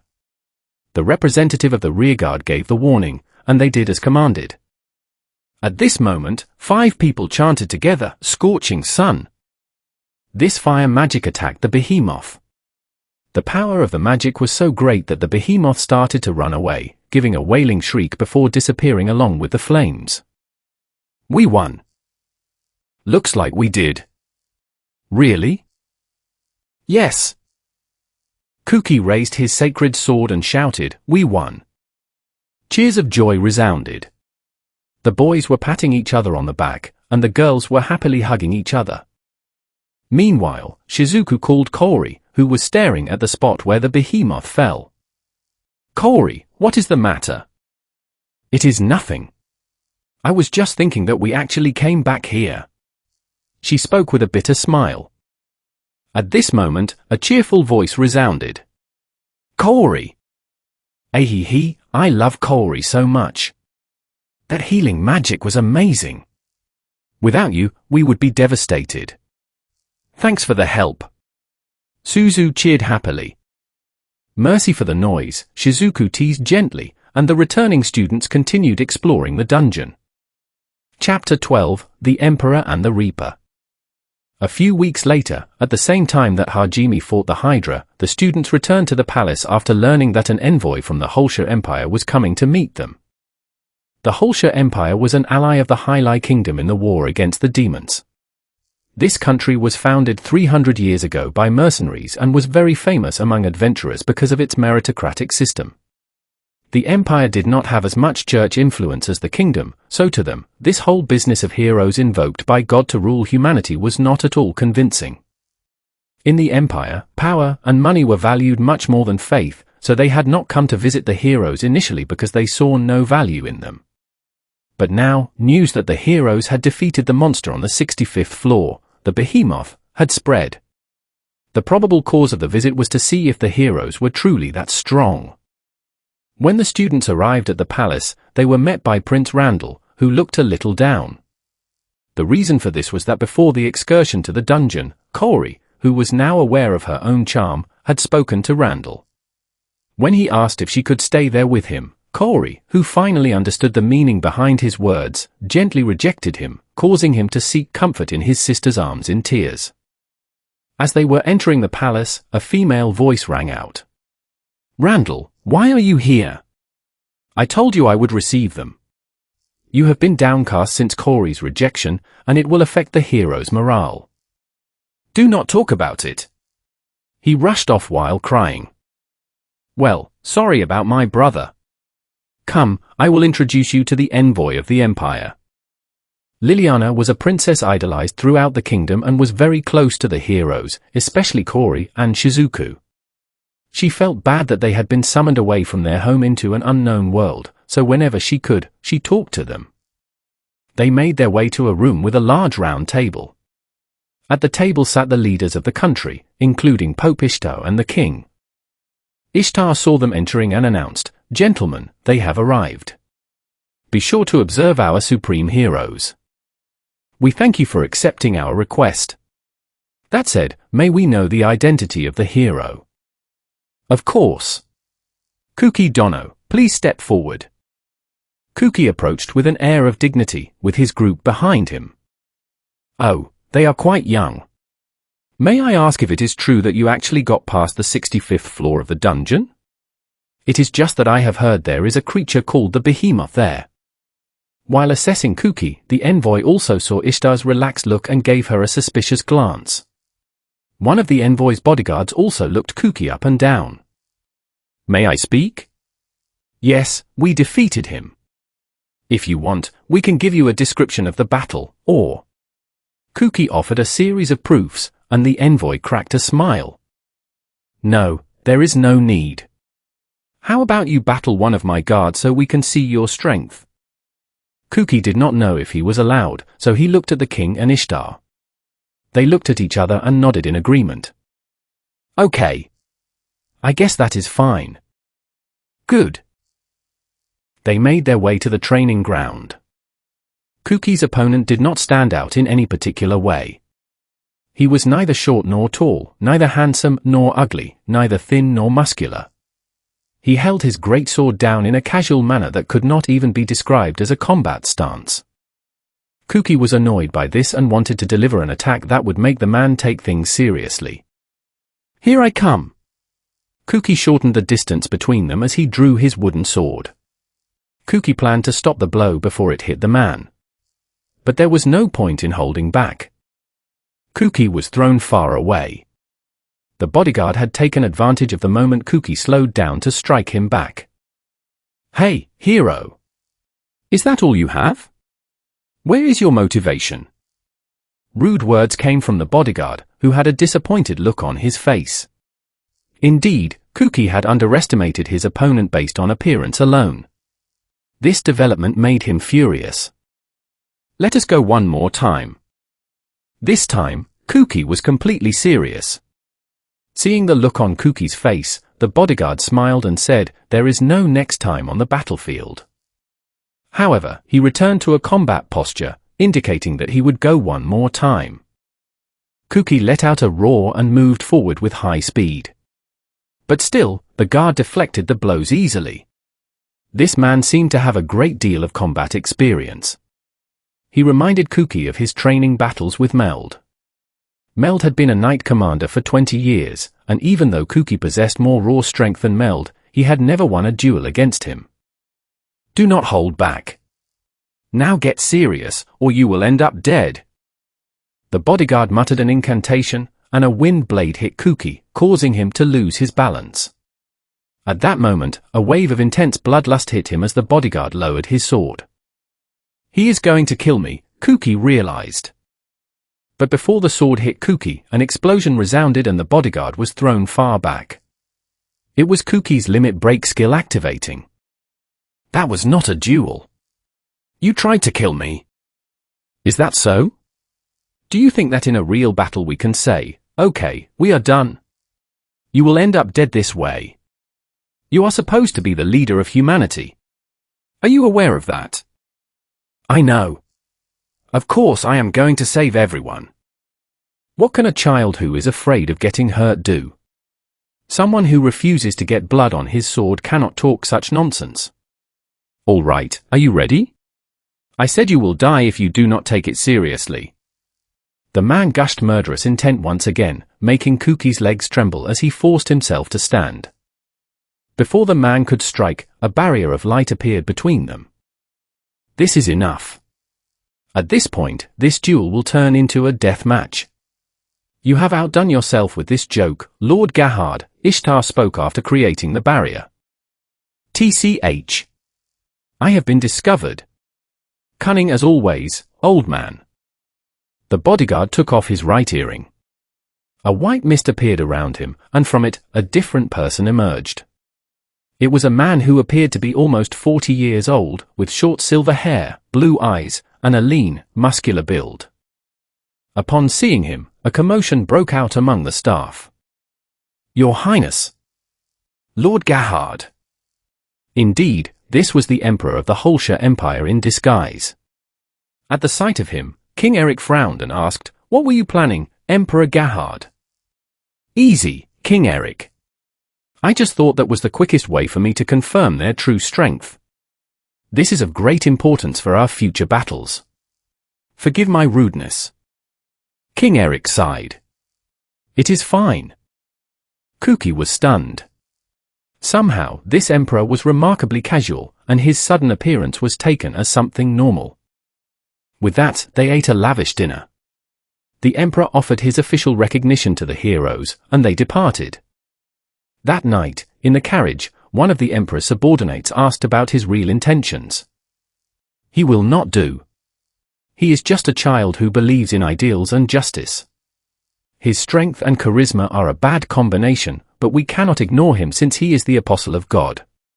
Still, he is not good enough. Did you plan to kill him during the duel?" "What? No. I just wanted to fix his timid attitude. Even if the Pope had not interfered, I would not have killed him." They continued their journey. During their stay, the Emperor had seen Shizuku training and proposed to her, but she refused, to which he simply replied that there was no hurry. In the northern part of the Hylian Kingdom, a blonde man was drawing a giant magic circle around a human body. Velda-sama was right. This is going to be very useful. He only needs 20,000 souls, and he will become truly powerful. I thought they were extinct, but Velda-sama still had one with him. Good thing I am not his enemy. The man finished the magic circle and stepped back. He then began to chant an incantation. "And from death, the Reaper shall be reborn." When the man finished the chant, a black orb floating in front of him flew straight into the dead body in the middle of the magic circle, merging with it. The body was enveloped in a black miasma, and the magic circle glowed with a purple light. When the glowing stopped, something remained floating there. "Go. You know what to do." The creature agreed in a hideous voice and moved out into the night. A few days later, the heroes were at the palace saying goodbye to Liliana before setting off on their next dungeon excursion. "Goodbye, Lily. Until next time." "Goodbye, Kaori. Take care down there." "Do not worry, we are all stronger now." Kaori struck a confident pose. The other students were saying their goodbyes to Liliana as well when a messenger came shouting frantically, "Emergency! Emergency!" Since they were at the palace gate, it was common to see messengers, but this messenger was visibly shaken. "Calm down. Explain what happened." "Here." He handed her a letter with a black envelope. That color signified that a dangerous magical beast had appeared somewhere. Liliana knew that any ordinary monster in the kingdom could be handled by the army, and they also had the heroes now, so she did not understand the panic until she read the contents. Her face went blank. She stood there staring at the letter. "Lily, are you all right?" "No, it cannot be." Shizuku tried to call Liliana, but she did not answer, muttering under her breath, "Lily!" Liliana regained her senses and issued urgent orders. "Guards! Call all military officers immediately.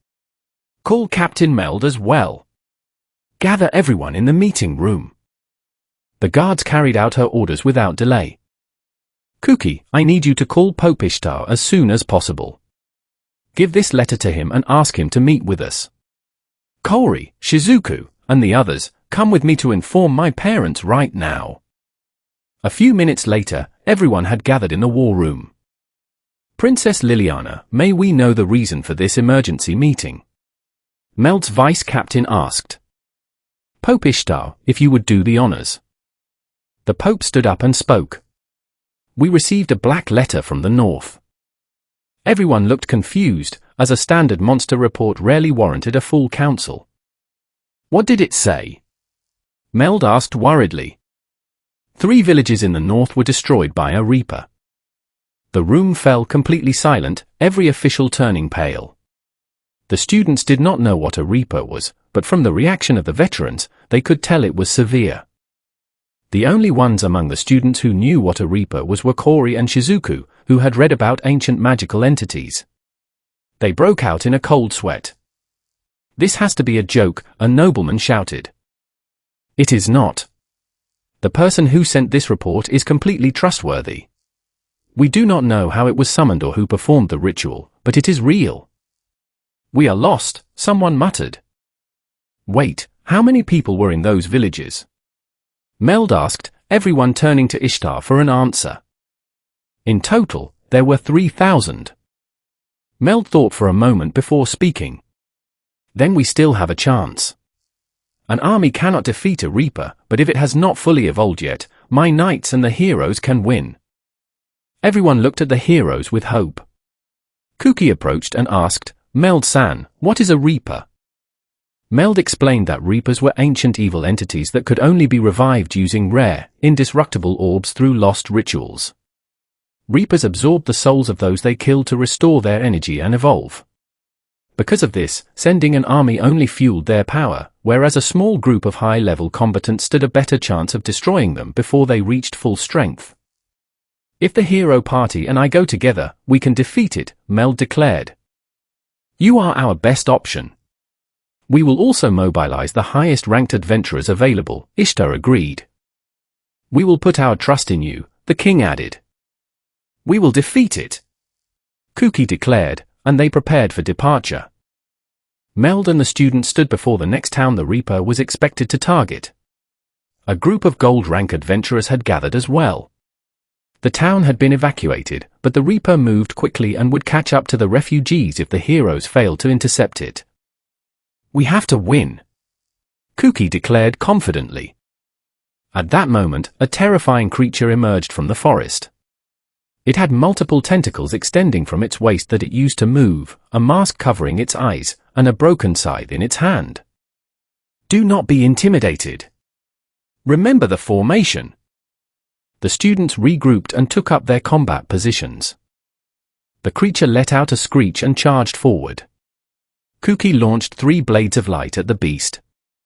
It defended with its scythe but was forced back a few steps. Ryutaru used Herculean strength and lunged forward to attack. Expecting the scythe, Ryutaru was surprised when one of the creature's tentacles whipped forward, wrapping around him and attempting to crush him. Absolute breakthrough. Shizuku severed the tentacle with a quick draw technique, causing the creature to howl in pain.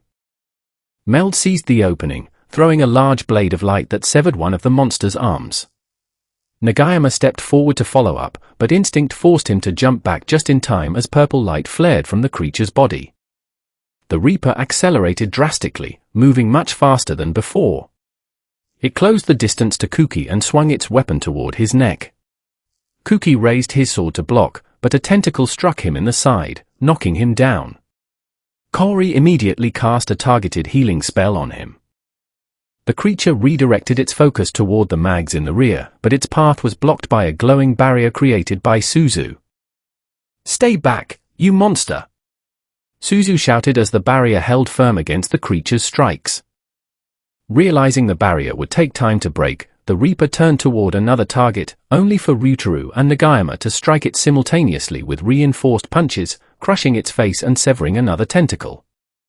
The bruised creature backed away, making guttural sounds, before suddenly standing still. A sphere of bright light erupted around the creature as it began consuming the stored souls to force an evolution. Prepare yourselves! Meld shouted, realizing the danger. When the light faded, the creature's form had completely changed. Its previously monstrous appearance was replaced by a humanoid shape clad in a dark dress and veil, holding a lantern emitting cold blue light. Slender tentacles extended from its back, and the aura surrounding it was far stronger than before. The lantern projected multiple beams of ice directly toward the party. Kaori, Suzu, block it! Holy interruption! Kaori and Suzu combined their magic to form a massive defensive barrier that neutralized the ice beams. Kuki began chanting his strongest attack spell, Wrath of Heaven. He unleashed a massive blade of light toward the entity. The Reaper raised its hands, launching 2 beams of dense dark energy that collided with Kuki's attack in a violent explosion. Meld attempted to flank the creature while it was occupied, but 2 tentacles wrapped around his sword and pulled him in, draining his mana rapidly. Scorching Sun! The mags in the rearguard completed their combined spell, launching a massive fireball toward the Reaper. The creature threw Meld aside and shattered the ice core inside its lantern, generating a wave of absolute cold that cancelled out the fireball. Kaori cast a group enhancement spell, boosting the party's status, before applying a high-level healing spell to Meld, who remained unconscious from severe mana depletion. Kuki, enraged by Meld's condition, activated his skill. Limit Break! With his stats tripled, Kuki engaged the Reaper in close-quarters combat. Ryutaru and Nagayama activated their enhancement skills to assist, while Suzu used targeted barriers to restrict the creature's movements. Kuki moved faster than the Reaper could react. He delivered a powerful vertical slash that severed its remaining tentacles, leaving a deep cut across its shoulder. The creature backed into one of Suzu's barriers, allowing Ryutaru to land a heavy blow that sent it sliding back toward Kuki. Kuki raised his sacred sword and delivered a decisive horizontal strike, cutting the entity directly in half. The Reaper fell to the ground, motionless. Exhausted, Kuki caught his breath, seeing Kaori tend to Meld. Relief washed over the group, and Kuki raised his sword. We won! Before the students could celebrate, an eerie laugh echoed across the battlefield. The severed upper body of the creature lay on the ground, bleeding, yet its face twisted into a dark smile. Did you really think you had won? The purple light enveloped the entity once more, burning away its veil and dress. When the light faded, a woman with pale skin, white hair, and dark robes stood before them, holding a black blade. Now we can begin, she said calmly with a cold smile. An overwhelming pressure washed over the area, paralyzing the students and the remaining adventurers. In an instant, without any visible movement, several gold-rank adventurers collapsed to the ground, decapitated. The woman raised her blade, wiping the blood from the edge. Fascinating. Strong souls taste so much better. She turned her attention toward the remaining students, but suddenly stopped as her eyes landed on a figure standing nearby, someone who had arrived without making a sound. It was a girl with black hair, wearing white robes, a cape, a thin sword at her waist, and a white mask with black markings covering her face. Who are you? Or the woman asked. Chapter 13, Chloe Orbit. A few years before Rimuru decided to reincarnate, a beautiful girl with long black hair was waiting for someone. It was Chloe. Chloe was nervous. She was always deeply attached to Rimuru and often tried to go on romantic outings with him, but Shuna or Shun would always arrange an emergency meeting for Rimuru, causing him to miss their plans. But a few days prior, Rimuru felt bad that Chloe was so often left behind, so he invited her out. He did not plan anything overly romantic, he simply wanted to make it up to her. Chloe waited nervously for him to arrive. When he appeared, he was in his usual form, looking to be around 20 years old, dressed in luxurious black clothing. Chloe wore a beautiful white dress. Hi, Chloe. Hi, Rimuru-san. Rimuru felt a bit bashful because Chloe looked stunning. She gave him a radiant smile and approached him. So, you said you had an idea of where we could go, she said, wanting to ease the tension. Ah, yes. Come with me. Rimuru regained his composure, opening a dimensional portal. They stepped through and found themselves inside a magnificent restaurant. The architecture was finely detailed in deep red and black tones. There was no one else present, just the two of them and the staff. They were guided to a window table, and Chloe looked outside in surprise. Is that the city? They were floating high above a vast lake near the settlement. Yes, this is the very first floating restaurant. I asked if we could be the first guests to dine here, and they agreed. Do you like it? She gave a bright smile and nodded enthusiastically. Rimuru thought to himself that she was remarkably charming, realizing he would need to put real effort into making the evening special. They sat side by side at a curved table by the window. Rimuru asked if she would prefer sitting opposite him, but she insisted she preferred being close. The waiter arrived, and they placed their orders. Chloe gazed out the window at the cityscape with a fascinated expression. It really is beautiful. Rimuru stood beside her, admiring her face as she looked out over the horizon. It really is beautiful. Chloe turned to look at Rimuru and realized he was not looking at the city at all. Blushing, she leaned closer to him. Rimuru realized he had been staring and looked away, equally flustered. Here are your meals. The waiter returned and placed the plates before them. Thank you very much, they both replied. The two ate and talked for 2 full hours. Chloe spoke about her many adventures as a heroine, and Rimuru listened with great interest. He also shared stories of his own travels that Chloe had not yet heard. When he described a distant, colorful world where the sea was lilac and the grass was brilliant white, Chloe was completely spellbound.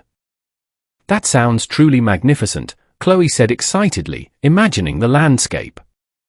Would you like to go there sometime? Chloe was surprised. She looked up with hopeful eyes. Could we really? Yes, we could go there on our next date. What do you think? Chloe was overjoyed at the mention of a second date and happily agreed, pulling close to him. They finished their meal, and Rimuru escorted her back to her home. As they walked, Rimuru unconsciously took her hand. When they arrived outside her residence, he paused. Well, I had a wonderful time, Chloe. Me too, Rimuru-san. He spoke and then realized their hands were still joined. Ah, forgive me. Do not worry about it. I was very happy. She tilted her head up, smiling warmly. Really? Good, then. Rimuru scratched the back of his neck nervously. Without realizing it, their faces had drawn close together as they spoke. Rimuru and Chloe looked deeply into each other's eyes, and Rimuru leaned in gently. He was nervous, as he had never taken the initiative like this before. He kissed Chloe, and when they parted, her cheeks were flushed with color, her eyes wide with surprise. Thinking he might have acted too boldly, Rimuru began to apologize. I am sorry, I just thought. No, it is fine, Rimuru-san.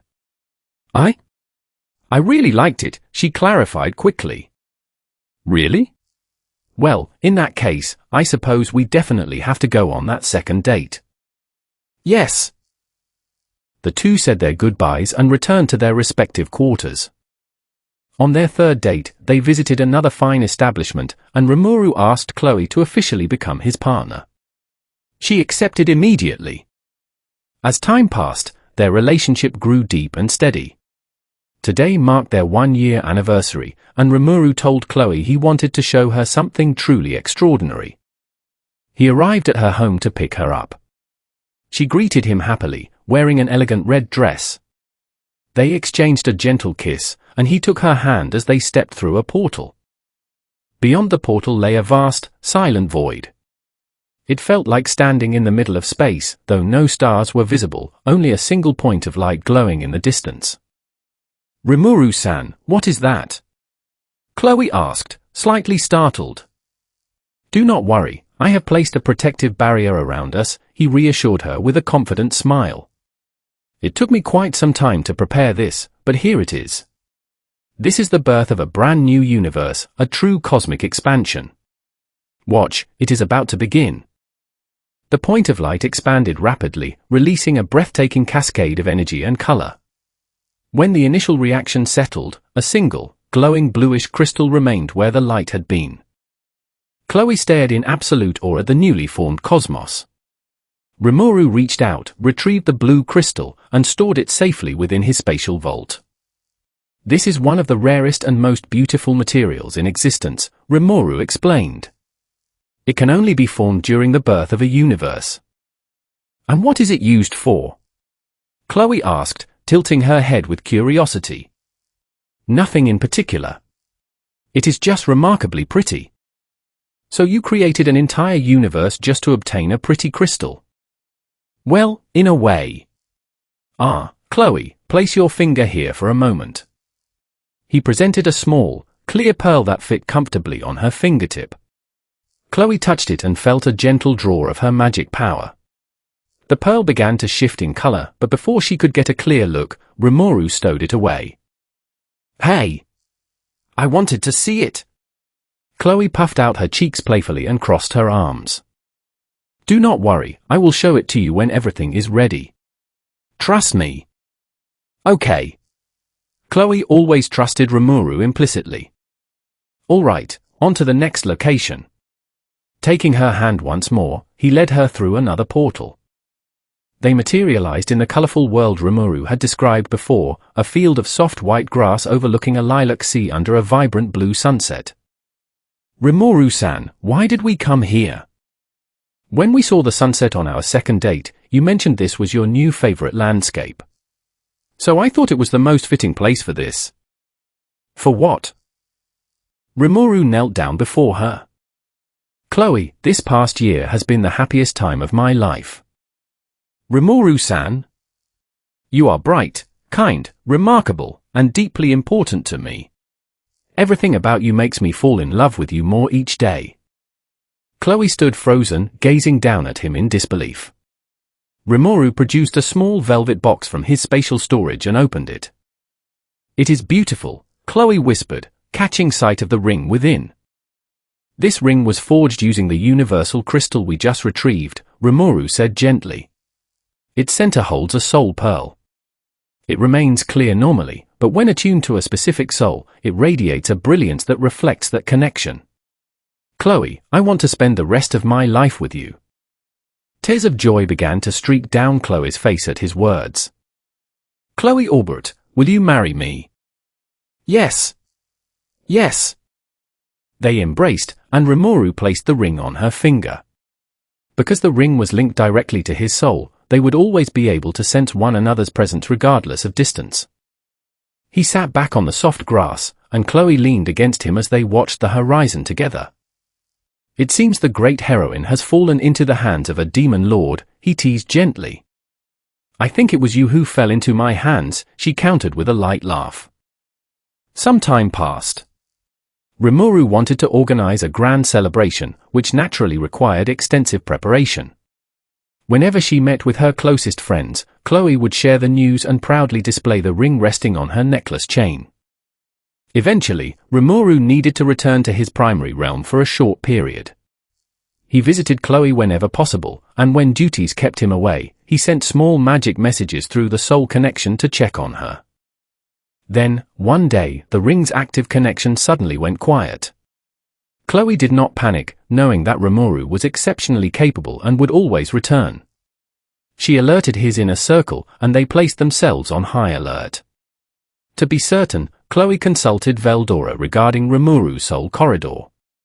Veldora confirmed that Rimuru's essence remained fully intact, which put her mind at ease. However, an unexpected event occurred shortly after. Chloe's close companion, Hinata, vanished without a trace. Witnesses reported a massive magic circle appearing beneath her before she disappeared entirely. Chloe grew concerned, suspecting the two incidents might be connected. A week later, Chloe experienced a spatial displacement of her own. A magical construct bearing a child's voice attempted to command her presence to assist in a distant conflict, but Chloe simply dismissed the intrusion. Apologies, but I have to find my fiancé. Goodbye. Chloe made her way to the nearest major city to gather intelligence regarding Rimuru's whereabouts. She learned that several individuals from another realm had been summoned to the kingdom's capital, and that a man matching Rimuru's general description was among them, though he was keeping his identity discreet. Realizing he was likely concealing his status as a demon lord, Chloe set out toward the capital immediately. Along the way, she paused to gather information from local travelers. She detected a surging, hostile energy in the distance, a force that, by the standards of her homeland, rivaled a high-level calamity. Stepping toward the source of the magic, she encountered fleeing civilians. When she inquired about the disturbance, they informed her that the hero party was engaged in combat with a dangerous entity known as a Reaper. When the group mentioned the heroes, Chloe asked if a man named Rimuru was present among them. One traveler responded, "Are you referring to the youth traveling alongside them? They say his relative went missing inside the Great Orcus Labyrinth, and he departed to retrieve him." Rimuru had mentioned this relative to Chloe before, describing him as a kind individual. Knowing Rimuru possessed the power to restore life under the right conditions, Chloe assumed he had gone to handle the matter personally. Realizing Rimuru was not present to support the students, Chloe knew they would struggle against a threat of that magnitude. She took to the air, flying toward the battlefield at full speed. When she arrived, the Reaper had already defeated several high-ranking adventurers, leaving an elite knight unconscious on the ground. "At least the students are unharmed," she noted silently. The Reaper, unable to detect Chloe's approach until she landed, demanded in surprise, "Who are you?" "Chloe Orbit." "Heroine," she declared smoothly, drawing her blade. The student stood paralyzed with astonishment. A masked girl had materialized out of nowhere, claiming the title of heroine. Given the lethal aura surrounding the battlefield, they assumed anyone who moved would be cut down instantly. Yet this girl casually drew her weapon and advanced without hesitation. The Reaper hesitated, her instincts warning her of immediate danger. The entity realized that attempting to flee would be futile if she could not overcome this opponent. "How can a mere human?" "Are you finished talking?" "Good. Let us begin." Chloe spoke in a calm, measured tone and moved forward. Her speed was immense, leaving only a blur in motion. The Reaper struck with all her remaining force, but Chloe's blade severed the creature's weapon instantly and delivered a decisive strike before the entity could react. Chloe could have utilized time manipulation or finished the encounter instantly, but she chose a direct approach to ensure the students remained safe and supported. The students watched in complete silence as the threat was eliminated. The creature's remains dissolved entirely into light, leaving nothing behind. "Who are you?" Shizuku managed to ask, stepping forward cautiously. Chloe removed her mask, storing it within her spatial ring, and turned toward them with a soft expression. "Hello. I am Chloe. It is a pleasure to meet you." The student stared at her in silence once more, taken aback by her striking appearance and calm demeanor. Chloe cleared her throat loudly, bringing everyone back to their senses. "Forgive our reaction. You said your name is Chloe, correct?" "Yes." "It is a pleasure." Kuki stepped forward next. "It is good to meet you, Chloe. Thank you for your assistance." Kuki felt conflicted. He held a deep desire to stand as the primary protector of the group, yet he had been powerless against the entity until this external combatant intervened. Suppressing his frustration, he offered a polite nod. Shizuku stepped up to speak further. "Forgive me for asking, but are you truly of the hero class? We were under the impression that such a designation was exceedingly rare in this realm." "Yes, I hold the hero class. I understand that you originated from another world as well. I would prefer not to dwell on that, however. First, I have a small request." "A request?" Shizuku asked, curious as to what they could offer someone of her strength. "I would appreciate it if you kept my presence quiet. Please attribute the defeat of that creature to your own efforts. If the local authorities learn of my capabilities, they will undoubtedly try to recruit me into their conflicts, which would prove inconvenient." Chloe had quickly recognized that the local powers were heavily driven by religious factionism and war, and she preferred to remain uninvolved. "But why would you?" Kuki began. "We agree," Shizuku interrupted quickly, sensing that respecting Chloe's privacy was the least they could do in exchange for her intervention. "Thank you," Chloe replied smoothly. "You all look exhausted. Let us head into the settlement so you can rest while we speak further." Together, the group turned back toward the town to recover from the battle. Chapter 14, The Wretched Rabbit. Yu, Hajime, and Rimuru ended up in a cave. This cave was so well hidden that not even an iota of light could penetrate it. Man, why isn't there even an iota of light in here? Hajime spoke, half irritated, as he helped Rimuru break through the surrounding rocks. Rimuru was using Black Thunder to shatter them, while Hajime utilized his two new pistols, Donner and Schlag. Hajime's firearms were far more powerful and stylish now. For Hajime and Rimuru, this new ability to craft artifacts was an absolute dream. They took every idea inspired by movies, anime, and manga, applying them in the most effective ways possible. Yu, meanwhile, watched them with a gentle expression. Now Hajime possessed various weapons and utility items stored safely inside his treasure chest. Incidentally, Yu found something unique about the spells Rimuru was using. During their training, he had used both lightning and black flames. Yu had never heard of such magic before, and when she asked Rimuru to test his black flames against her blue ones, the black flames outperformed them by a wide margin. Since then, Rimuru had been teaching Yu a few new concepts. Finally, Hajime muttered. With a heavy kick, Hajime knocked away the last loose stone. Before, Hajime likely would not have possessed the physical strength to do this, but repeatedly consuming Hydra meat while down in the abyss had nearly quadrupled his attributes. He also wore enchanted artifacts to further enhance his physical power. Well, we have reached the surface, Rimuru said. Hajime and Yu were overjoyed and shared a brief kiss. Looking at them, Rimuru thought to himself that he truly missed Chloe. Where is this place?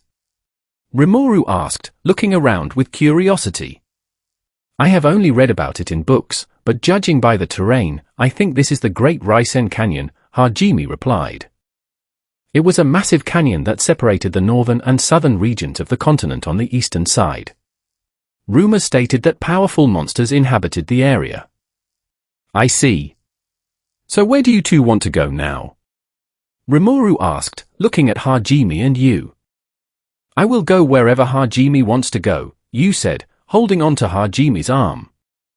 Well, I want to let Shirasaki know that we are fine, and also inform her about Hayama. But I think we should take advantage of being near the Holtina forest. They say one of the 7 great dungeons is located there, Hajime explained thoughtfully. He felt Yu give his arm a firm squeeze when he mentioned Shirasaki's name, but he assumed it was just his imagination. The main reason Hajime wanted to contact her was that after learning how deeply she had worried about him, even being willing to jump into the abyss to save him, he felt guilty for not showing more concern for her earlier. He realized she genuinely cared about him, and he wanted to protect her from the person whose jealousy had caused his fall. All right, let us take a walk through the forest then, Rimuru said, pulling a new hoverboard out of his spatial storage. The hoverboard was sleek black with blue accents. That was a rule he and Hajime had established. All of Hajime's gear carried red accents, while Rimuru's carried blue. A flying board was the ultimate dream, so Rimuru and Hajime had worked hard to construct it. However, it turned out that only Rimuru could ride it effectively, as the board was powered by extreme heat, utilizing Rimuru's black flames for propulsion. Hajime had been envious of the design, promising himself that he would build a functional version for himself one day. You could also move the board using her blue flames, but it consumed a significant amount of mana and lacked top speed. Rimuru also possessed the Flame Lord Amaterasu ability, which generated the absolute hottest black flames he could produce, though he had yet to test maximum speed under those conditions. Hajime then brought out his magic-powered motorcycle, which could comfortably seat 3 people. Suddenly, Yu paused, looking thoughtful. Have you two noticed? She asked. Yu formed a small flame in her palm. The flame flickered unsteadily, going out and reigniting repeatedly. Ah, right. I just remembered, Hajime said, recalling something he had read. This canyon nullifies 90% of the effectiveness of magic. Hajime patted Yu's head gently. Yu, focus more on defense. You rely heavily on magic, so conserve your mana. I see. But it is fine. This environment is unfavorable for mags. Leave the direct combat to us this time, okay? Okay. A loud gunshot echoed through the canyon as Hajime fired at a monster lurking behind you. It resembled a massive saber-toothed tiger. The beast's head exploded, and it collapsed instantly. Several identical monsters emerged from behind it. Confused by the sudden death of their comrade, they charged forward anyway. Rimuru drew his katana, which shimmered with a brilliant, rainbow-like sheen, and stepped forward to engage the pack. Hajime drew Donna and Schlag, and the battle began. Rimuru sliced a monster cleanly in half, stepping smoothly to the side as another lunged at the spot he had occupied an instant prior. As the beast leapt, Rimuru pivoted and severed its head. He repeated the movement against the surrounding beasts.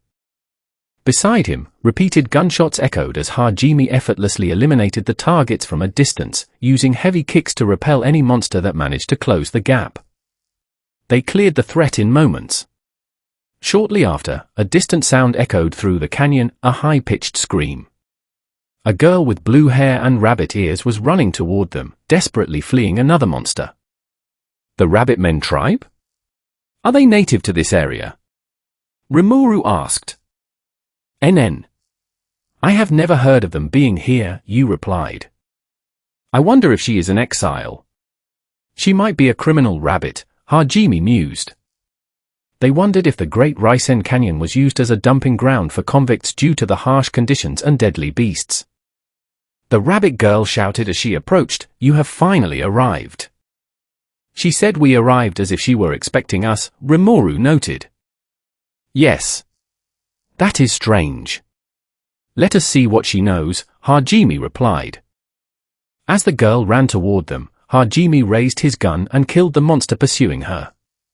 Had this been the Hajime from before his descent into the abyss, he might have ignored a stranger in distress.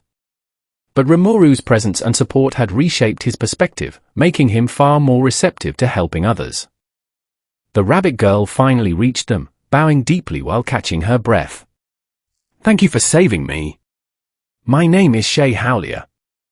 She was about to explain further, but Hajime interrupted her directly. Listen, pathetic rabbit. Do not drag us into your troubles like that. Why did you lead that beast directly toward us, and how did you know we would be here? Answer. Rimuru chuckled softly. Hajime-kun, try to be a bit gentler with people. How can you be so blunt to a helpless girl like me? Shay protested, placing her hands on her cheeks in an exaggerated pose. Hajime responded flatly, a helpless girl? Do not call yourself that, it is embarrassing. And do not try to act charming. I already have a wonderful partner. Hajime indicated you beside him. Rimuru nodded in agreement, noting that self-praise was indeed a bit awkward. Shay looked at you, then back at herself. She is very delicate, but look at my figure. I have a much more developed form. She pointed dramatically toward you. Shay certainly possessed a striking appearance, complete with prominent features and long rabbit ears. You responded simply, Wind Blade. A gust of sharp wind magic struck Shay, knocking her to the ground. You then turned to Hajime, looking up at him quietly. Do you prefer larger figures? You asked directly. Hajime's mind raced as he considered his response. He wanted to be honest without hurting Yu's feelings. Well, physical traits are not what matters most. What matters is the person. Rimuru gave him a subtle thumbs up for the smooth save, and Yu seemed satisfied with the answer. You two are so harsh, please treat me better. Shay whimpered from the ground. Suddenly, a loud growl erupted from the nearby brush. Help me!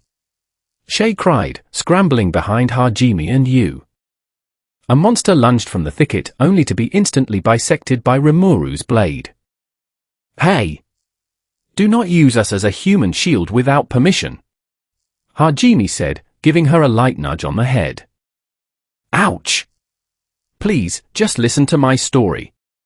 Shay pleaded, sitting on the ground while holding her head.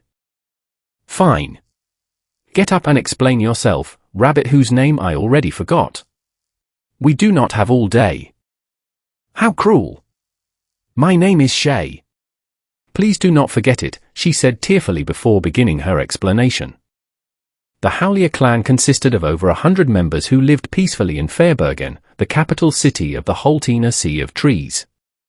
While the males possessed excellent stealth capabilities and sharp hearing, the tribe as a whole was peaceful and lacked strong combat capabilities compared to other beastman tribes like the bear or tiger clans. 16 years ago, an unusual child was born into the tribe. While traditional rabbit men possessed black or brown hair, this girl was born with blue hair. Furthermore, she possessed inherent mana and the ability to manipulate it directly, a trait normally restricted to magical beasts rather than beastmen. Though her existence posed a risk of discrimination or execution by surrounding factions, the Howlier clan raised her with care, hiding her condition from outside authorities. However, their secret was eventually discovered. To escape execution and enslavement by Imperial soldiers hunting demi-humans in the Sea of Trees, the clan fled their homeland. As Imperial forces cornered them and captured several tribe members, the remaining survivors fled south. Unable to watch her family suffer, Shay utilized her unique inherent ability, Future Sight, to search for a way to save them. That is how I foresaw your arrival, Shay explained, before looking at Rimuru with a puzzled expression. Though for some reason, my vision did not show him at all. The likely reason her vision failed to register Rimuru was that temporal abilities held no effect over individuals capable of manipulating time itself. Please? Help my family. Shay pleaded, bowing deeply. Why should we? Hajime replied instantly. Come on, let us keep moving. Seeing them turn to leave, Shay grabbed the edge of Hajime's coat. No. Please? Who gave you permission to grab me? Hajime activated a light electrical shock through his coat to push her back. Shay squeaked as the mild current paralyzed her briefly, smoke rising from her rabbit ears. Yet as Hajime turned away again, he felt a faint tug on his sleeve. You are surprisingly persistent, Hajime noted, looking down at her. Please? She whispered, her eyes filled with tears. Even Hajime paused at her expression. Rimuru and you exchanged a brief glance, coming to a mutual understanding. Hajime, let us take her along, Rimuru suggested. Hajime-kun, let us help her, you added. Shay's expression lit up with sudden hope. Why the sudden change? Hajime asked, confused. We need a guide to navigate the Sea of Trees, and she can act as one in exchange for our assistance, you explained. Rimuru nodded in agreement. The Holtener forest was covered in a dense fog that disrupted the senses of humans and ordinary travelers, causing them to lose their way. However, beastmen possessed a natural resistance to the mist, making them essential navigators through the terrain. Hajime looked down at the rabbit girl. Well, that makes sense. You and Rimuru smiled. In truth, Rimuru would have assisted her regardless. The prejudice Shay faced due to her unique abilities reminded him of his own monster nation, earning his sympathy. Furthermore, before leaving the abyss, Rimuru and you had agreed to support Hajime in forming connections with others so he would not drift into complete detachment. Even though the forest mist would not have hindered Rimuru, they used the guide arrangement as a practical reason to help. Yes. Thank you so much. I will guide you anywhere you need to go. Shay exclaimed joyfully. May I ask your names? Rimuru. You. Hajime.